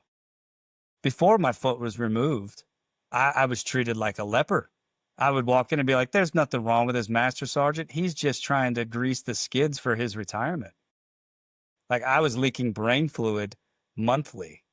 I was passing blood clots through my nostrils. Come to find out, because of the leaking of the brain fluid, I was susceptible to meningitis. And if you get a viral meningitis infection on your brain, it's game over. Like you don't get the pass go. You don't get to collect the $200. You have a death sentence. And so, with all of the injuries that I had leading up to this, the surgeries, the removal of the cancer from my face, which you were there for the surgery, and I am eternally grateful for that, to have that kind of a support system. Um, but I had my surgery for my foot to be fused together at Wounded Warrior. A lieutenant in the Navy said, "You know what? I'll fix your foot. We're just going to fuse it, and once it's fused, we'll be able to put a brace on it, and you'll be able to go running again. I'll play your game." So he said it was going to be a 1 hour surgery. I went in, and I came out of surgery 4 hours later. When they had cut my foot open, they had found all the necrotic tissue. And so they had to remove all of the rotten flesh inside of my foot. They had to remove the bone. It was no longer supported. It wasn't connected to anything. It was just floating. So all of the pain and all of the things that were going on for my blood problems and my mobility issues, it's because my foot was a bunch of Lego pieces in a bag. When they took the bone out and cleaned it up, they had to put a rod through from my big toe all the way through the bridge of my foot. And when they put the bone paste in there to basically kind of bring everything together, they'd put so much bone paste in there that it actually fused the entire midfoot. So none of my bones were individual bones anymore. It's just one solid bone. Luckily, I couldn't feel anything, so I didn't know how painful it was to be walking on just a solid bone foot. After I finished the surgery, I went to the Marine Corps trials. I was kind of in a downward spiral. I was pretty negative. I mean, I'd been in charge everywhere I'd gone in the Marine Corps. I'd been able to make my mark and impressions and help all those around me. And now I was just struggling to survive. My family was displaced. They were living in Arizona, and I'm a patient in a hospital in San Diego. So not being in with my family unit was hard enough, but then to have the command constantly trying to get rid of me because of my rank was just blowing my mind.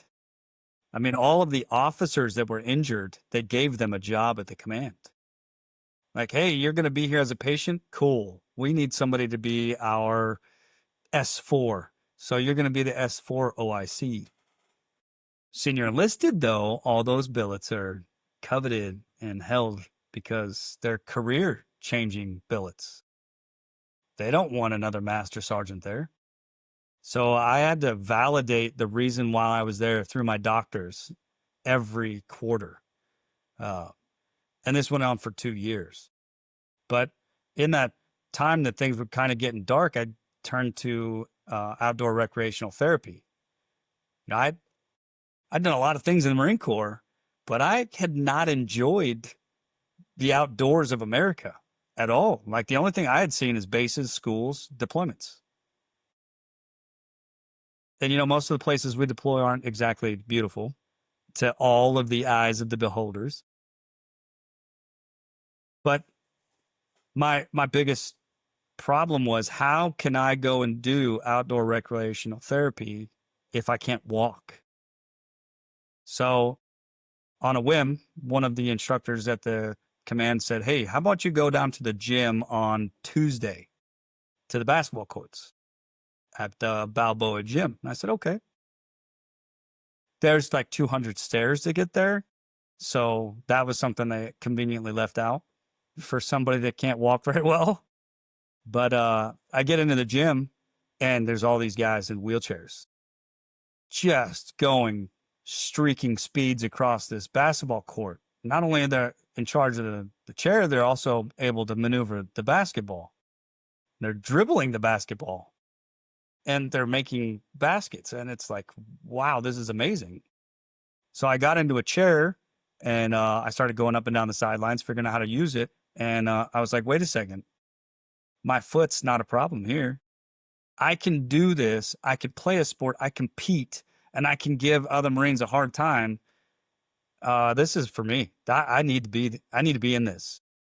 And so I got trained up by the San Diego Wolf Pack, which is all Marines and sailors that had gotten injured. A couple of Army guys are sprinkled in there that had lost limbs, and they'd been doing this for a few years. And so here I am, this new guy coming in. Once they found out my rank, they're just like, "Oh, he can't play basketball." Well, I had coached basketball, I'd played basketball, so I could just transition that information, but into a wheelchair. So I got to compete at the Wounded Warrior Games in 2019 after making the team at the Marine Corps Trials in 2019. And my eyes were opened up to a realm that the Marine Corps does not spend enough time on. The Fleet Marine Forces does not talk about Wounded Warrior. The Fleet Marine Force kind of hides that away because that's like, hey, if you go to Wounded Warrior, that means you're getting out. You're injured and you have to get out.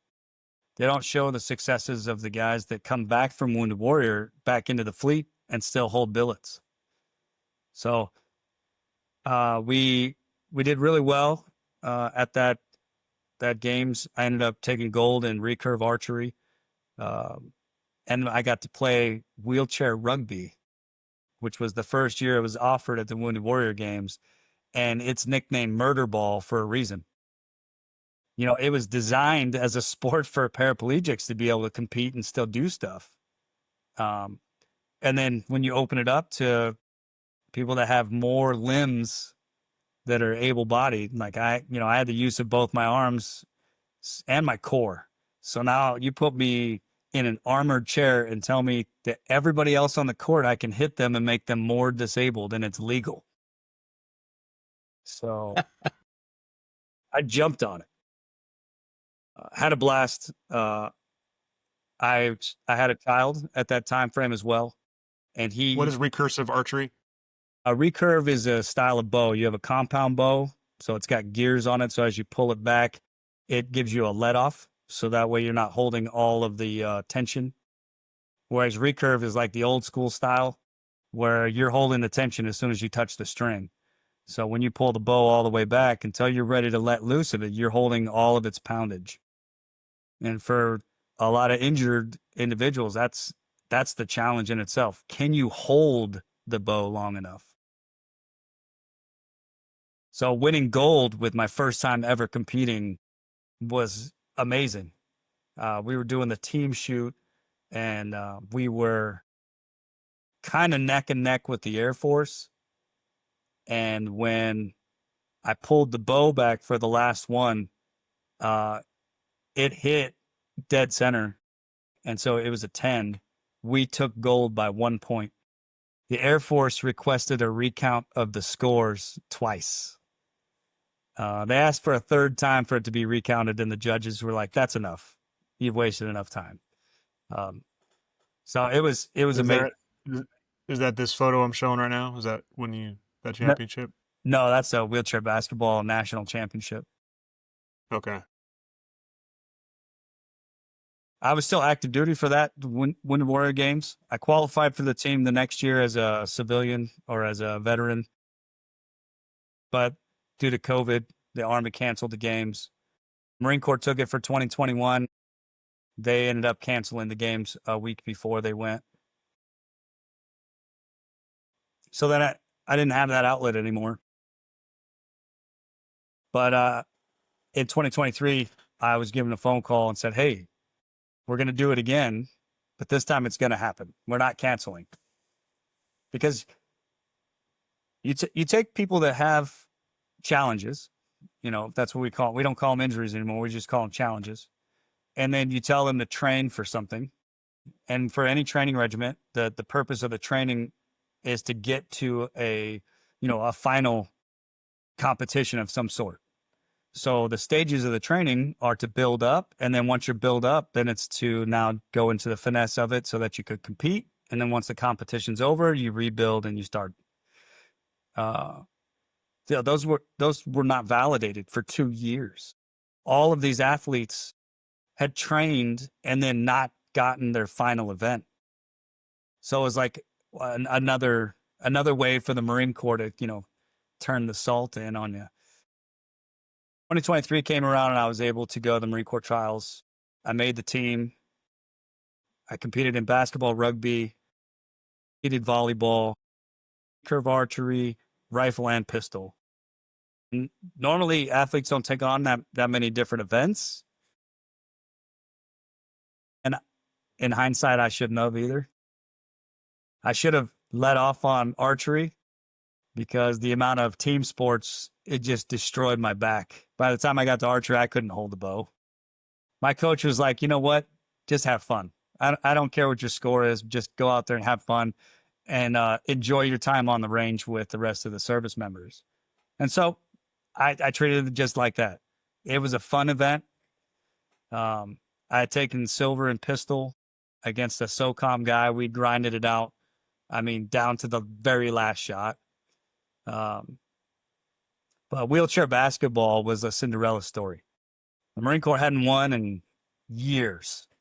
And we came in and we dominated. We were beating teams by 25, 30 points. And the gold medal match, all of them are on YouTube, so you can watch them.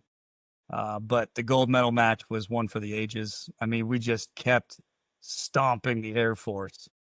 And we got our gold medals, and then we went to rugby. Air Force beat us, so they got us back. And then seated volleyball, I took bronze. So it was a really good event, but it validated all that training that occurred. That's called a picker chair. It's got a triangular bumper on the front of it, so you can grab other chairs and hold them back in a defensive maneuver. And the chair that's in the background is an offensive chair. I started out in defense, and then they transitioned me to offense because I could hit chairs so hard. My big play was to push people out of bounds. So I would come in and I would hit their chair and lift it off the ground and then carry them basically out of bounds, which gives us an automatic point. Wow. But it tears you up. Yeah. Having my son at that time frame was really important because he was exposed to all of these, really cool individuals with different challenges. One story I'll share about it. After I was retired and I was going back, there was a burn victim, a Marine that had gotten 90% of his body burned. I think it was a tanker, and he had gotten covered and burned. And so he had to wear the special clothing because, he's in pain all day long. Anything that touches his skin or what's left of his skin, he's in pain. And most of the time when kids see somebody that's burned like that, they're confused and scared because it's not normal. My son was a year old and he was just interested in this kid. The kid was wearing a hood, and the entire body was covered in protective clothing. And he kept trying to get away from my wife so he could get over to this kid. Well, the kid was excited. Babies normally aren't as receptive. Kids aren't receptive. So he, knowing the pain he's going to go through, he said, yeah, I'll take him. So he picked him up and put him on his lap. And my son just blabbered to him, talked to him, held him. He wanted to sit in his lap. The Marine's mom was sitting right next to him, and she was just in tears because this was the first time a child had given him the time of day. And for that kid, he didn't have to compete in any sports. That was the culminating event for him. He was validated that he was still there, that he was still a part of things. He wasn't a ghost. He wasn't left behind. And so Wounded Warrior taught, both my kids that. Even my two older children, I have 4 children, 23, 21, 7, and 3. And The second time the Marine Corps issued me a wife. She did 2 combat tours as well. But being able to connect with these other Marines with challenges and be able to show them that there's still a path for them, that there's still things that they can do and compete in, has been pretty much my goal since I've retired. I went to school, got my degree, became a gunsmith. I received my federal firearms license this year and started my own business for gunsmithing. Hold on, before I'm going to highlight the gunsmithing here in a second. But tell me about this photo. What's this all about? I got to do something pretty unique. I got selected through the Semper Fi America's Fund to go to something called the Semper Fi Odyssey, which is usually called the Outdoor Odyssey. General Jones had some land, and it used to be a survivalist camp that he had purchased while he was still active duty. And his goal was to get kids up to this camp in the summertime and teach them some outdoor skills. And then when he started noticing all of his service members that were in all of his different commands were having a lot of mental health problems, they were having a lot of physical problems, and then turning to drugs and alcohol as their outlet. So he worked as a partner with Semper Fi to offer this Odyssey, which was really just reteaching what you learn at Staff Academy from my perspective. I mean, he's taken everything that you learn about leadership and reapplying it to you now as a veteran. And one of his big pushes was to, hey, those of you that are receiving disability compensation, don't let that be, a wall for you that you don't have to still do other things. Get back out there in the community. If you have an income, then that means that maybe you don't have to work as much. You'll have more time to volunteer. And his famous line that he said to us was, volunteerism hits the same part of your brain as sugar and crack cocaine. So by going out and volunteering and helping people, the level of impact on yourself is that of sugar and cocaine, because it ignites you, gives you purpose. It also lets you see that you can still make a difference. I had just had my surgery to remove my left leg or my left foot. And so I was in and out of my wheelchair at that time. And when we got to the rope course, it's an indoor rope course, 2 stories. He said, oh, you don't have to participate if you don't want to, because you only have 1 leg. And I was like, I'm not missing out on this. I said, I'll put my big boy pants on and I'll go up there and see what I can get accomplished. So I got through everything. There's a point at which you have to walk out on a plank on the 2nd story, and you have to jump to a trapeze bar. And it's kind of like hey, you're ready to kind of take on the next challenge in life, because you're standing up there. It's just you. There's no one else around you. You don't have any negative. Everybody's chanting. Everybody's, telling you you can do it. But once you jump and grab onto this thing, I mean, if you miss it, there's a safety line that's going to catch you. But that just means that you have to try that much harder. So I jumped out and I grabbed this thing, and my foot fell off. And so one of the guys had gotten it for me and brought it back to me. But I was, they were already lowering me down. So then I got to another obstacle where, you needed articulating ankles to complete it. So it was definitely something I wasn't going to be able to complete, but I was going to try it anyways. So I got my prosthetic stuck in one of the rings. And when I tried to pull back out, it pulled my prosthetic off and it fell from the 2nd story. And one of the instructors, the kid that's in this picture, he's probably active duty now. He was going to be going to OCS right after this camp. He was starting his officer track. He rappelled down like a spider monkey, grabbed my foot, Re-climbed back up there and brought it to me. And then he said, "You want to try it again?" And I was like, "I love it. You're going to do great things in the Marine Corps. Give me my foot."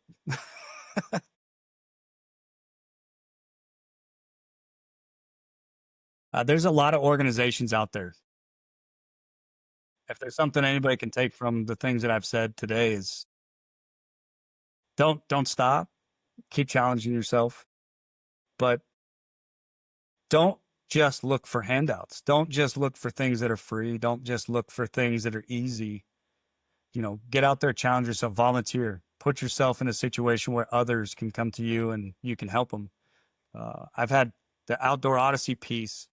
I've got to go right after I had my amputation. I still had stitches in my leg. I got a phone call and said, "Hey, we're thinking that you're having some tough times right now, Don. Would you like to come out here and do some hand cycling?" I'm like, "Okay." I can't get out of bed really to do much. And they're like, "Oh, but you'll be sitting down and you'll be using your hands. You won't be using your legs." All right. Still in stitches, so I just got to take it easy. Yeah. They don't have courses set up for easy. I got to Park City, Utah in the mountains, and we weren't going on roads. It was an outdoor off-road hand cycling course. So I'm in a 3-wheel e-assisted bike that I'm supposed to be able to hand cycle, and we're in Utah. Everything is mountains. There's not flat ground. They're liars. They do not tell you the truth.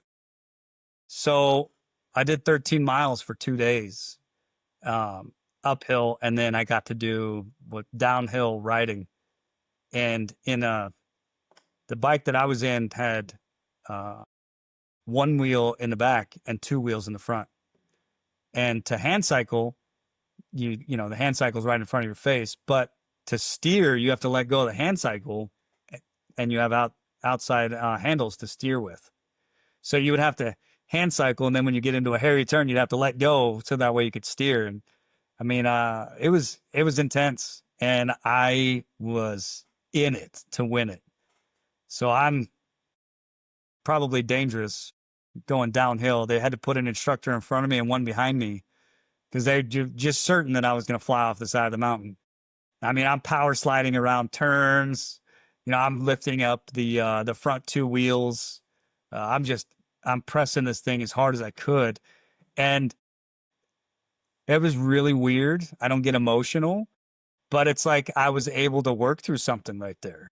I mean, it brought tears to my eyes after completing one of the downhills. You see these guys, these world-class riders coming down this thing, and they're having to stop in certain corners, and they're having to retake it, pick better angles.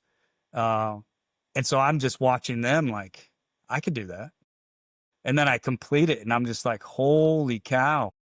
I still have stitches in my legs, and I'm doing stuff that world-class riders are doing. This is for me. This is an environment I need to be in. What's that called again? That one is the National Abilities Center up in Park City, Utah. It's like 18 acres that was donated just to adaptive sports.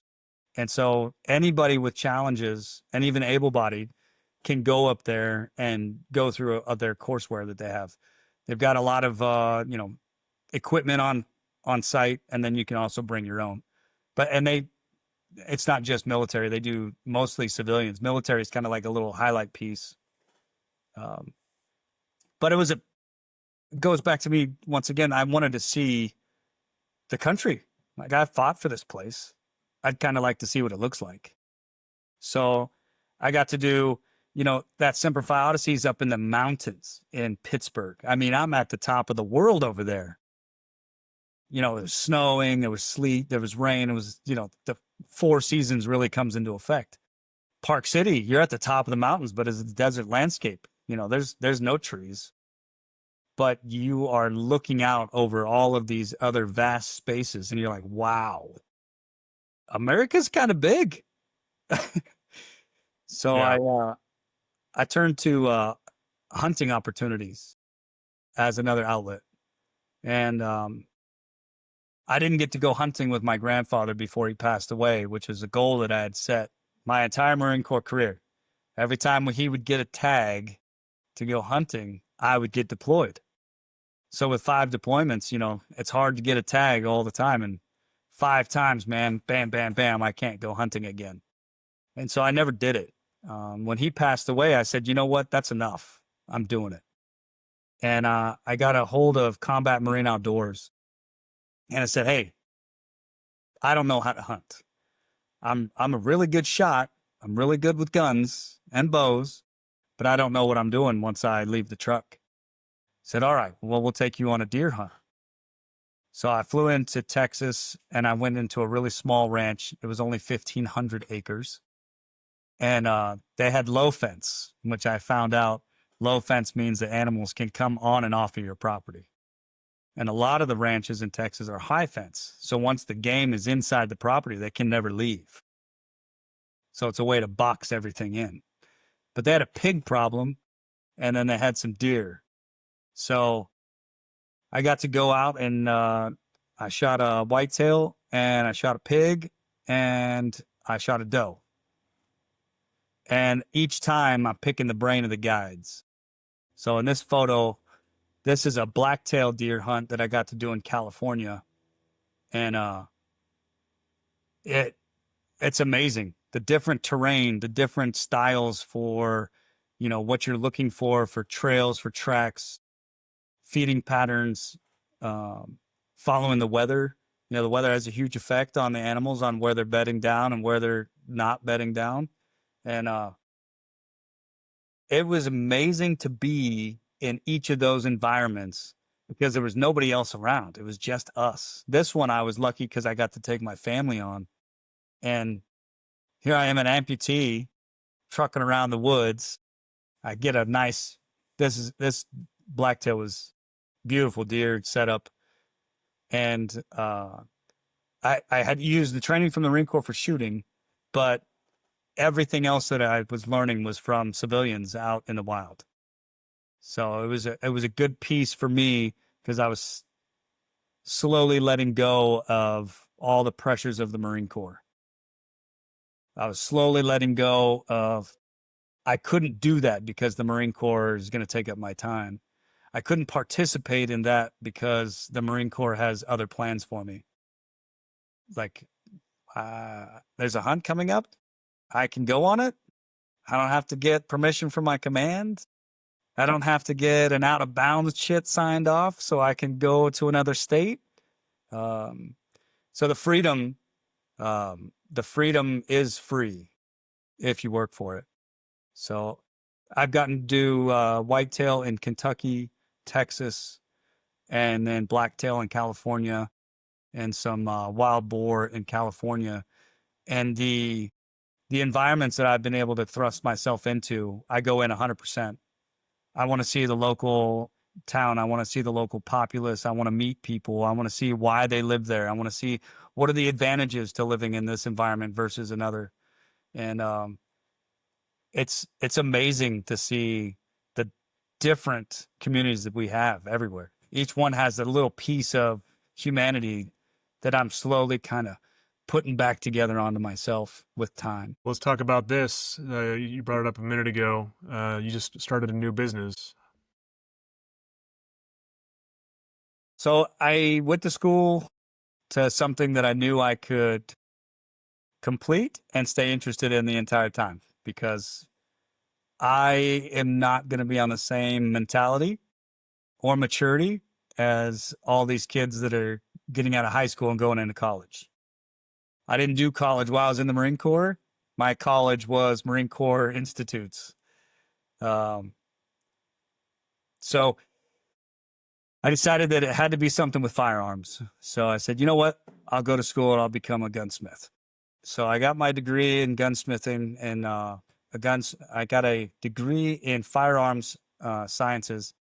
And then I got my gunsmithing certification and advanced armor certification. And then I applied for my federal firearms license. The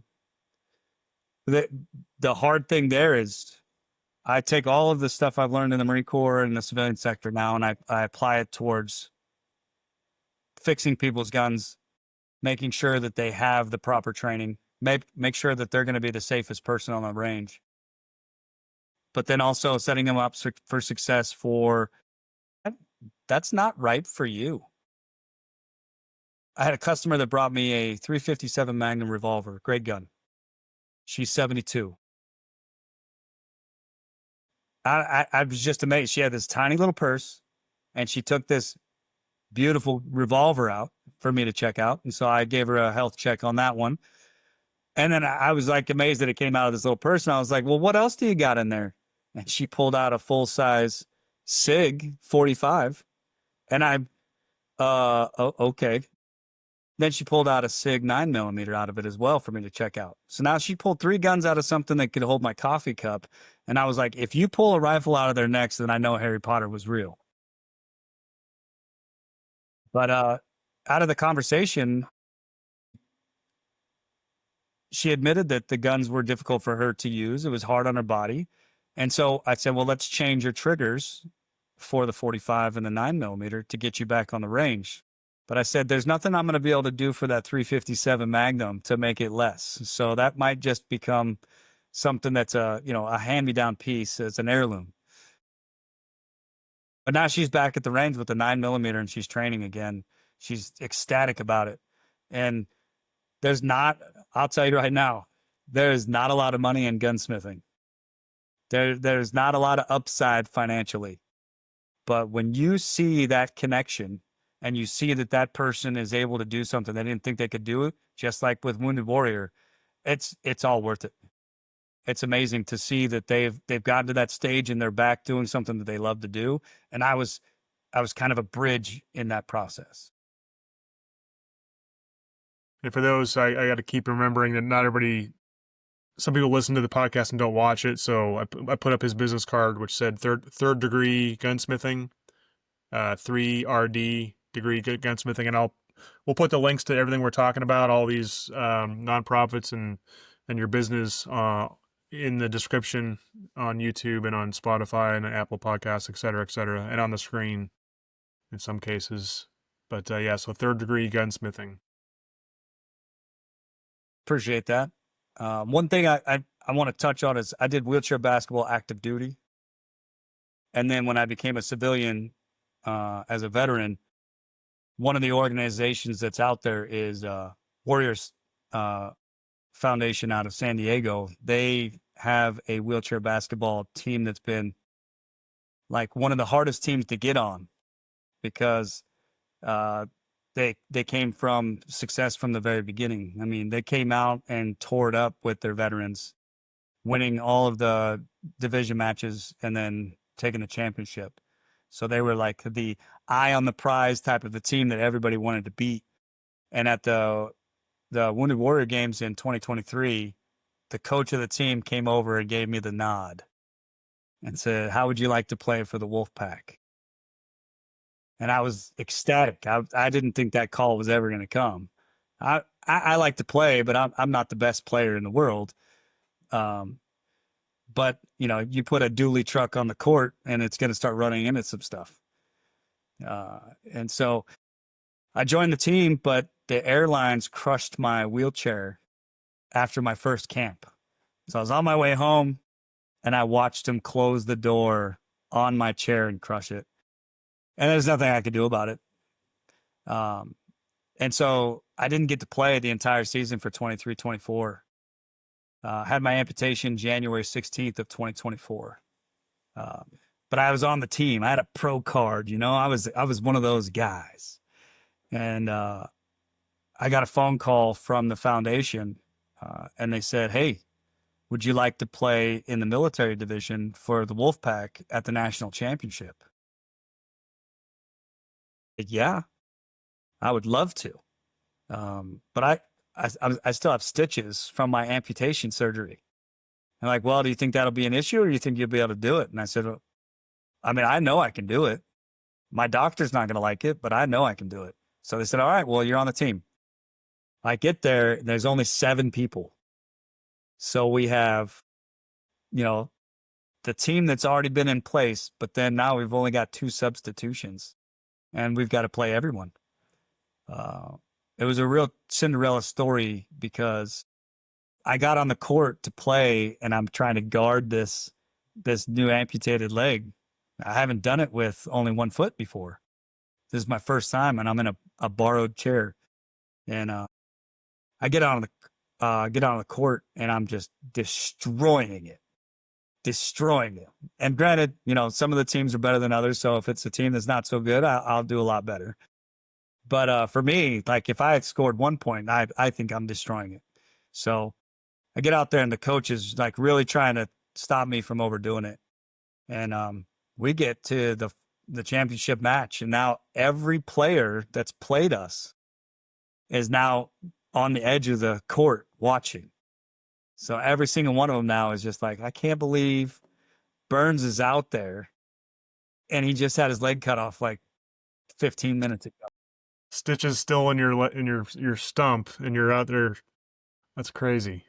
So we won, which was that photo you showed, and we took the national championship for the military division, and it was gratifying, but it was proof that even after my foot was removed, I could still be challenged. I could still be successful. I could still participate amongst my peers. And that meant everything in my recovery. I mean, when you have to sit in a hospital bed, or you have to sit in your bed at home and recover from a surgery, it's never fun. But with an amputation, there's a lot of things you can prepare for, but you just aren't prepared. You until you experience it yourself. And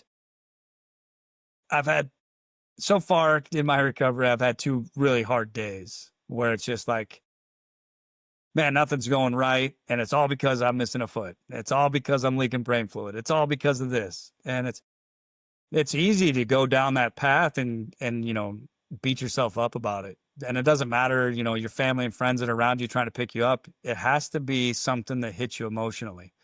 And going and playing a sport where you can actually see the path of where you've come from and the path that you're on for success. And you can say, wow, I don't have any problems.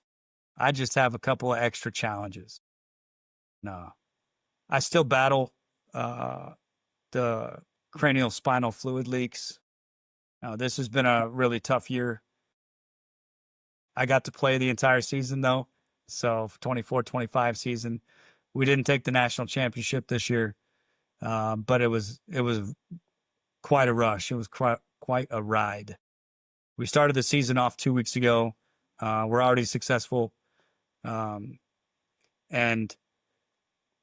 one thing I'll share is the problems that we face medically that people can see are easy for people to help out with.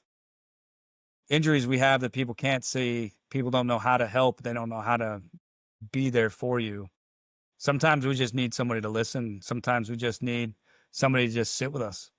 But I had a really bad leak in May, and it about broke me this time because I leaked a lot of brain fluid, which means I wasn't in my right mind. It's like a car where you have a dead battery. It's enough to make the sounds, but not enough to kick the car over. So everything is difficult. Waking up, staying awake, standing up, balance, taking a shower, shaving, brushing your teeth, cooking, holding your children. Everything's a challenge. And then both of my eyes got infected. Both my ears got infected. I had a really bad sinus infection. I was passing a blood clot. As that stuff all started to subside, I had something happen to me it's a pretty rare situation, disorder, but neurological disorder called Parsonage-Turner syndrome. If you have a traumatic event like a car accident or brain fluid leak, your nervous system is susceptible to infections. And so I had a viral infection on my nerve center in my brachial plexus. And so what that does is it's horribly painful. There's a lot of things that you can say, hey, that was painful, and I made it through it. Um, my amputation was easy compared to this. It's a horrible, painful situation that you're in, but you also lose the function of your right arm. In my case, so my pain in your back is unbearable, and you you start going numb on your arm. And so we thought I was having a stroke because the pain was so bad, or that I was having a heart attack. So it rushed me to the hospital. And the first time at the hospital, they made me do a urine test and a COVID test. Both came back negative, and so they sent me home. And I'm pretty good with pain at this point, but I mean, I was in horrible pain, and I couldn't hide it anymore. Um, and they still sent me home, and it was like, man, I can't win. So we called the nurses line for the VA, and she used a lot of explicit words to tell me to get back to the hospital before I died. So we rushed back to the hospital. This time, um, the person that had made that call before had gotten a little counseling session of their own. And so they had a room ready for me. And I had doctors that were there. I had a ton of people. They ran hundreds of tests on me. My right arm went completely numb. It still is numb. I have a burning sensation that goes from my elbow to my wrist, and it subsides. It's after 4 months, it's kind of subsided. Now it's just a dull numb. I lost strength in my hand. I started dropping cups. I couldn't hold on to things. Like, it was hard for me to pick up my son. And then they said, "Well, wait a second. You're also having vision problems." I said, "Yeah, I have 20/12 vision." So after my surgery for my amputation, all of a sudden I can't see anything within a foot of my 3 feet of my face. So they were like, "Well, wait a second. We need to take a look at that."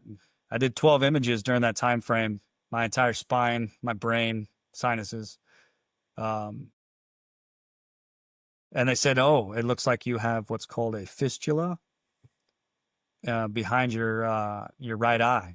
So a fistula is the carotid artery, moves a lot of blood, and so it's supposed to neck itself down by the time it gets to your small blood vessels. But what they were saying is basically it skipped that process, and I'm having full blood going into all of my small blood vessels, and so they're breaking at this point. They're splitting. So they rushed me into a surgery in Tucson at Banner Hospital because the VA didn't have anybody that does what they needed to do. They put a camera in my arm and rode my arteries all the way up into my face. Looked around in there and said, "Nope, you don't have that, so you're not going to die next week. So that's good." And I was like, "Wait a second, I was going to die next week?" And they're like, "Oh yeah." So, no, awesome. So now what? And they said, "We don't know what to do. We can't find where you're leaking brain fluid from.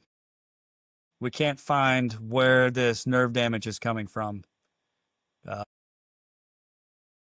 If something changes, go to the emergency room."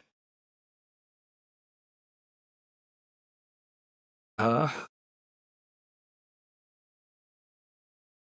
So obviously this is hard on your family. Um,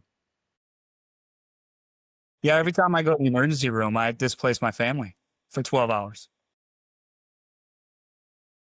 And then to leave the emergency room with no answers, it gets to the point to where you want to quit. But that's not who I am. So continue fighting. Eventually, either they're going to find out where this stuff is happening, going from when they do a spinal tap next with dye. So I have to be actively leaking.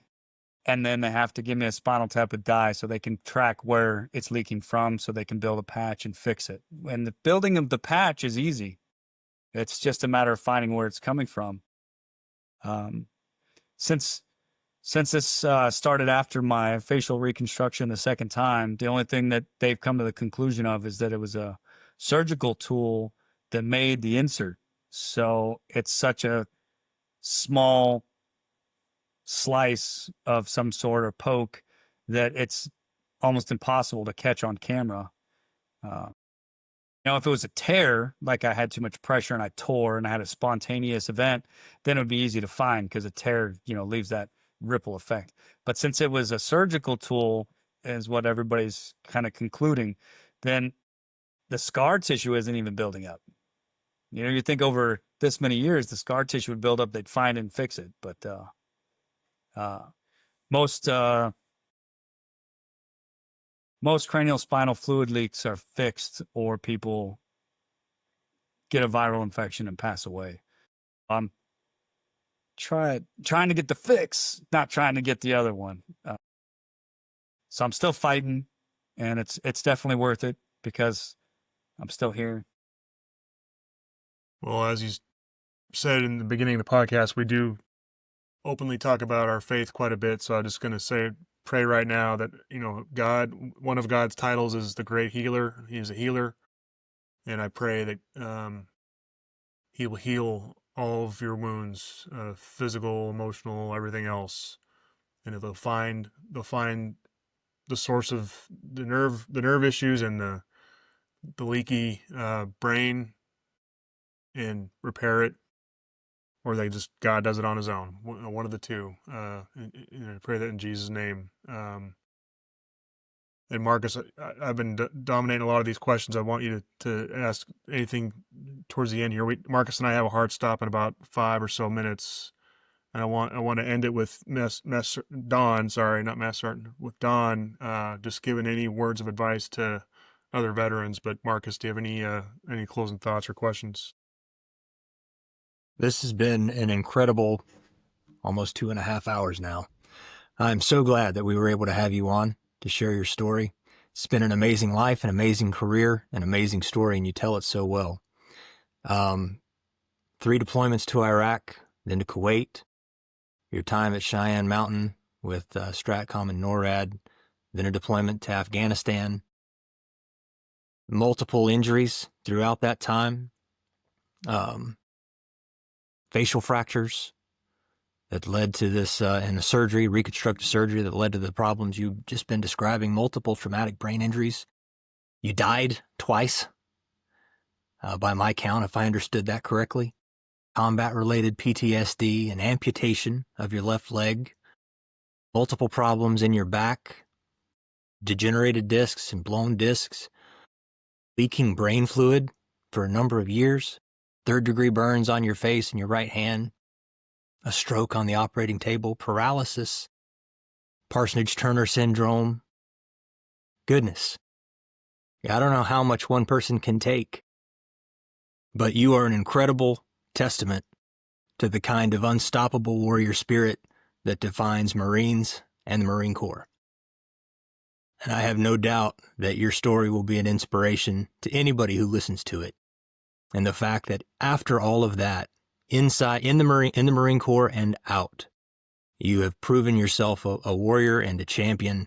All of these sporting events that you've taken part in, getting out into the outdoors, proving that these sorts of things don't define us, haven't defined you, and you found a way to overcome all of those challenges.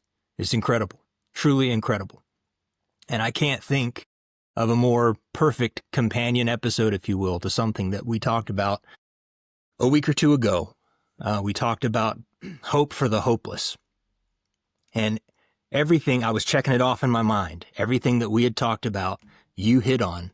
And as far as I know, you haven't seen that episode.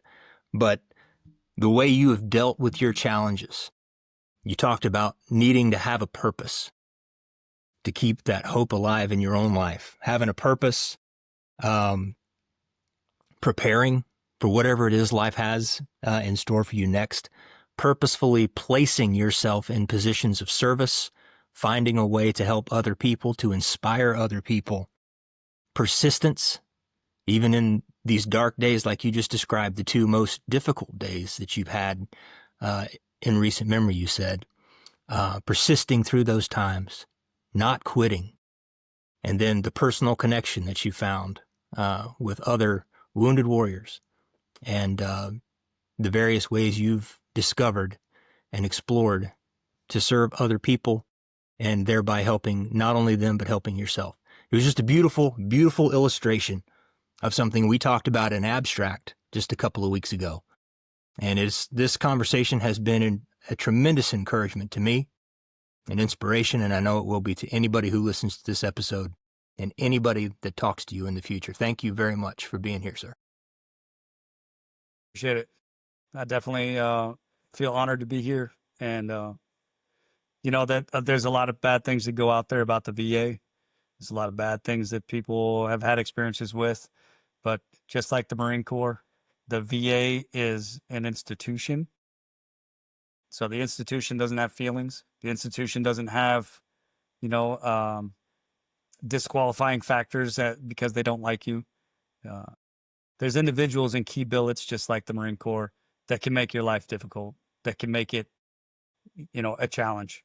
And I beseech anybody that's going through problems with the VA that there's a process in place for everything. Follow the process, do the paperwork, check all the boxes, because there's tons, and I mean tons of people at the VA that want to help you, that they want you to be the best version of yourself and healthy. There's still a few in there that are trying to stop you, but just like all the challenges in life, there's always the other side of the coin that you're going to run into. And don't let it stop you. They're just roadblocks. There's always another path, but it's choice. One of the biggest things that we were given was choice. And Amen. I use that every day. I choose to get up. I choose to be a part of this life, and I choose to be a part of my family. And everybody else can do the same. So thank you for the opportunity. Thank you for letting me speak. And then I hope anybody that hears this, if they need something, just ask. Wonderful. Thank you again. Thanks, Don. That was great. I'm so glad I got to hear a lot of the story, a lot of the gaps that I didn't know about. I'm going to go back and obviously listen to this whole thing, and I'm going to edit in and put in some more pictures that I didn't do live to kind of illustrate some things. And like I said, in the description, I'll put in contact info for your business and, of course, websites for all the different organizations that you mentioned. But it was an honor to talk to you, and it was just a great podcast. You've shared so many things, and your positive attitude just comes out throughout the whole thing, even in the midst of you almost breaking down a couple times in tears, just what you're going through. If I could put that attitude that you have and that I've known you to have in a bottle and drink it a couple times a day, I don't know where that comes from. I don't know if you know where it comes from. That attitude that you're known to have, but I don't know. It's obviously it's keeping you going, keeping you fighting, obviously, but it's also inspired and influenced a lot of Marines and other people around you. I would tell you that I was given many gifts throughout my life, and I don't mean physical. I mean gifts. I'm the father of 4 boys. I mean, I have hundreds of children from the Marine Corps when it comes to people that have came to me for advice and talked to me, that I've learned just as much from them as they've learned from me. And I will tell you this. I was told a long time ago that God can only give you the challenges that he expects for you to be able to handle. So apparently I just have a lot of space to handle some things, but it's still working. I could still see the light in my children. I can see the light in my wife. And I can see so many others that are willing to volunteer and help each other. And it makes it all worth it. And so that positive attitude and advice, that's definitely not just me. As much as I'd like to claim all of it, there's a lot of other influences that are out there. And I thank every single one of them, including you, Jim. And Marcus, thank you for having me on the show as well. It has been our pleasure. Thank you for being here. All right. God bless. Can't wait to get this podcast out, and I'll splice it up into clips, and you can share different parts of it with folks and family and friends and all that kind of stuff. But it'll be a good inspiration for a lot of folks. So thanks again for your time. As soon as it's up, can you just shoot me the address so I can push that out? Because absolutely. Yep. I'd like to push this out so that way Fire for Effect gets some gleaning over here on the West Coast. That's perfect. We need it. Thanks a lot. Thanks, gentlemen. All right. Thank you, Don. Appreciate it. God bless. Say hi to Lisa Marie, please. I've only met her a couple times, but she's tough, obviously. She's got to put up with me, so you got to be tough for that. Take care.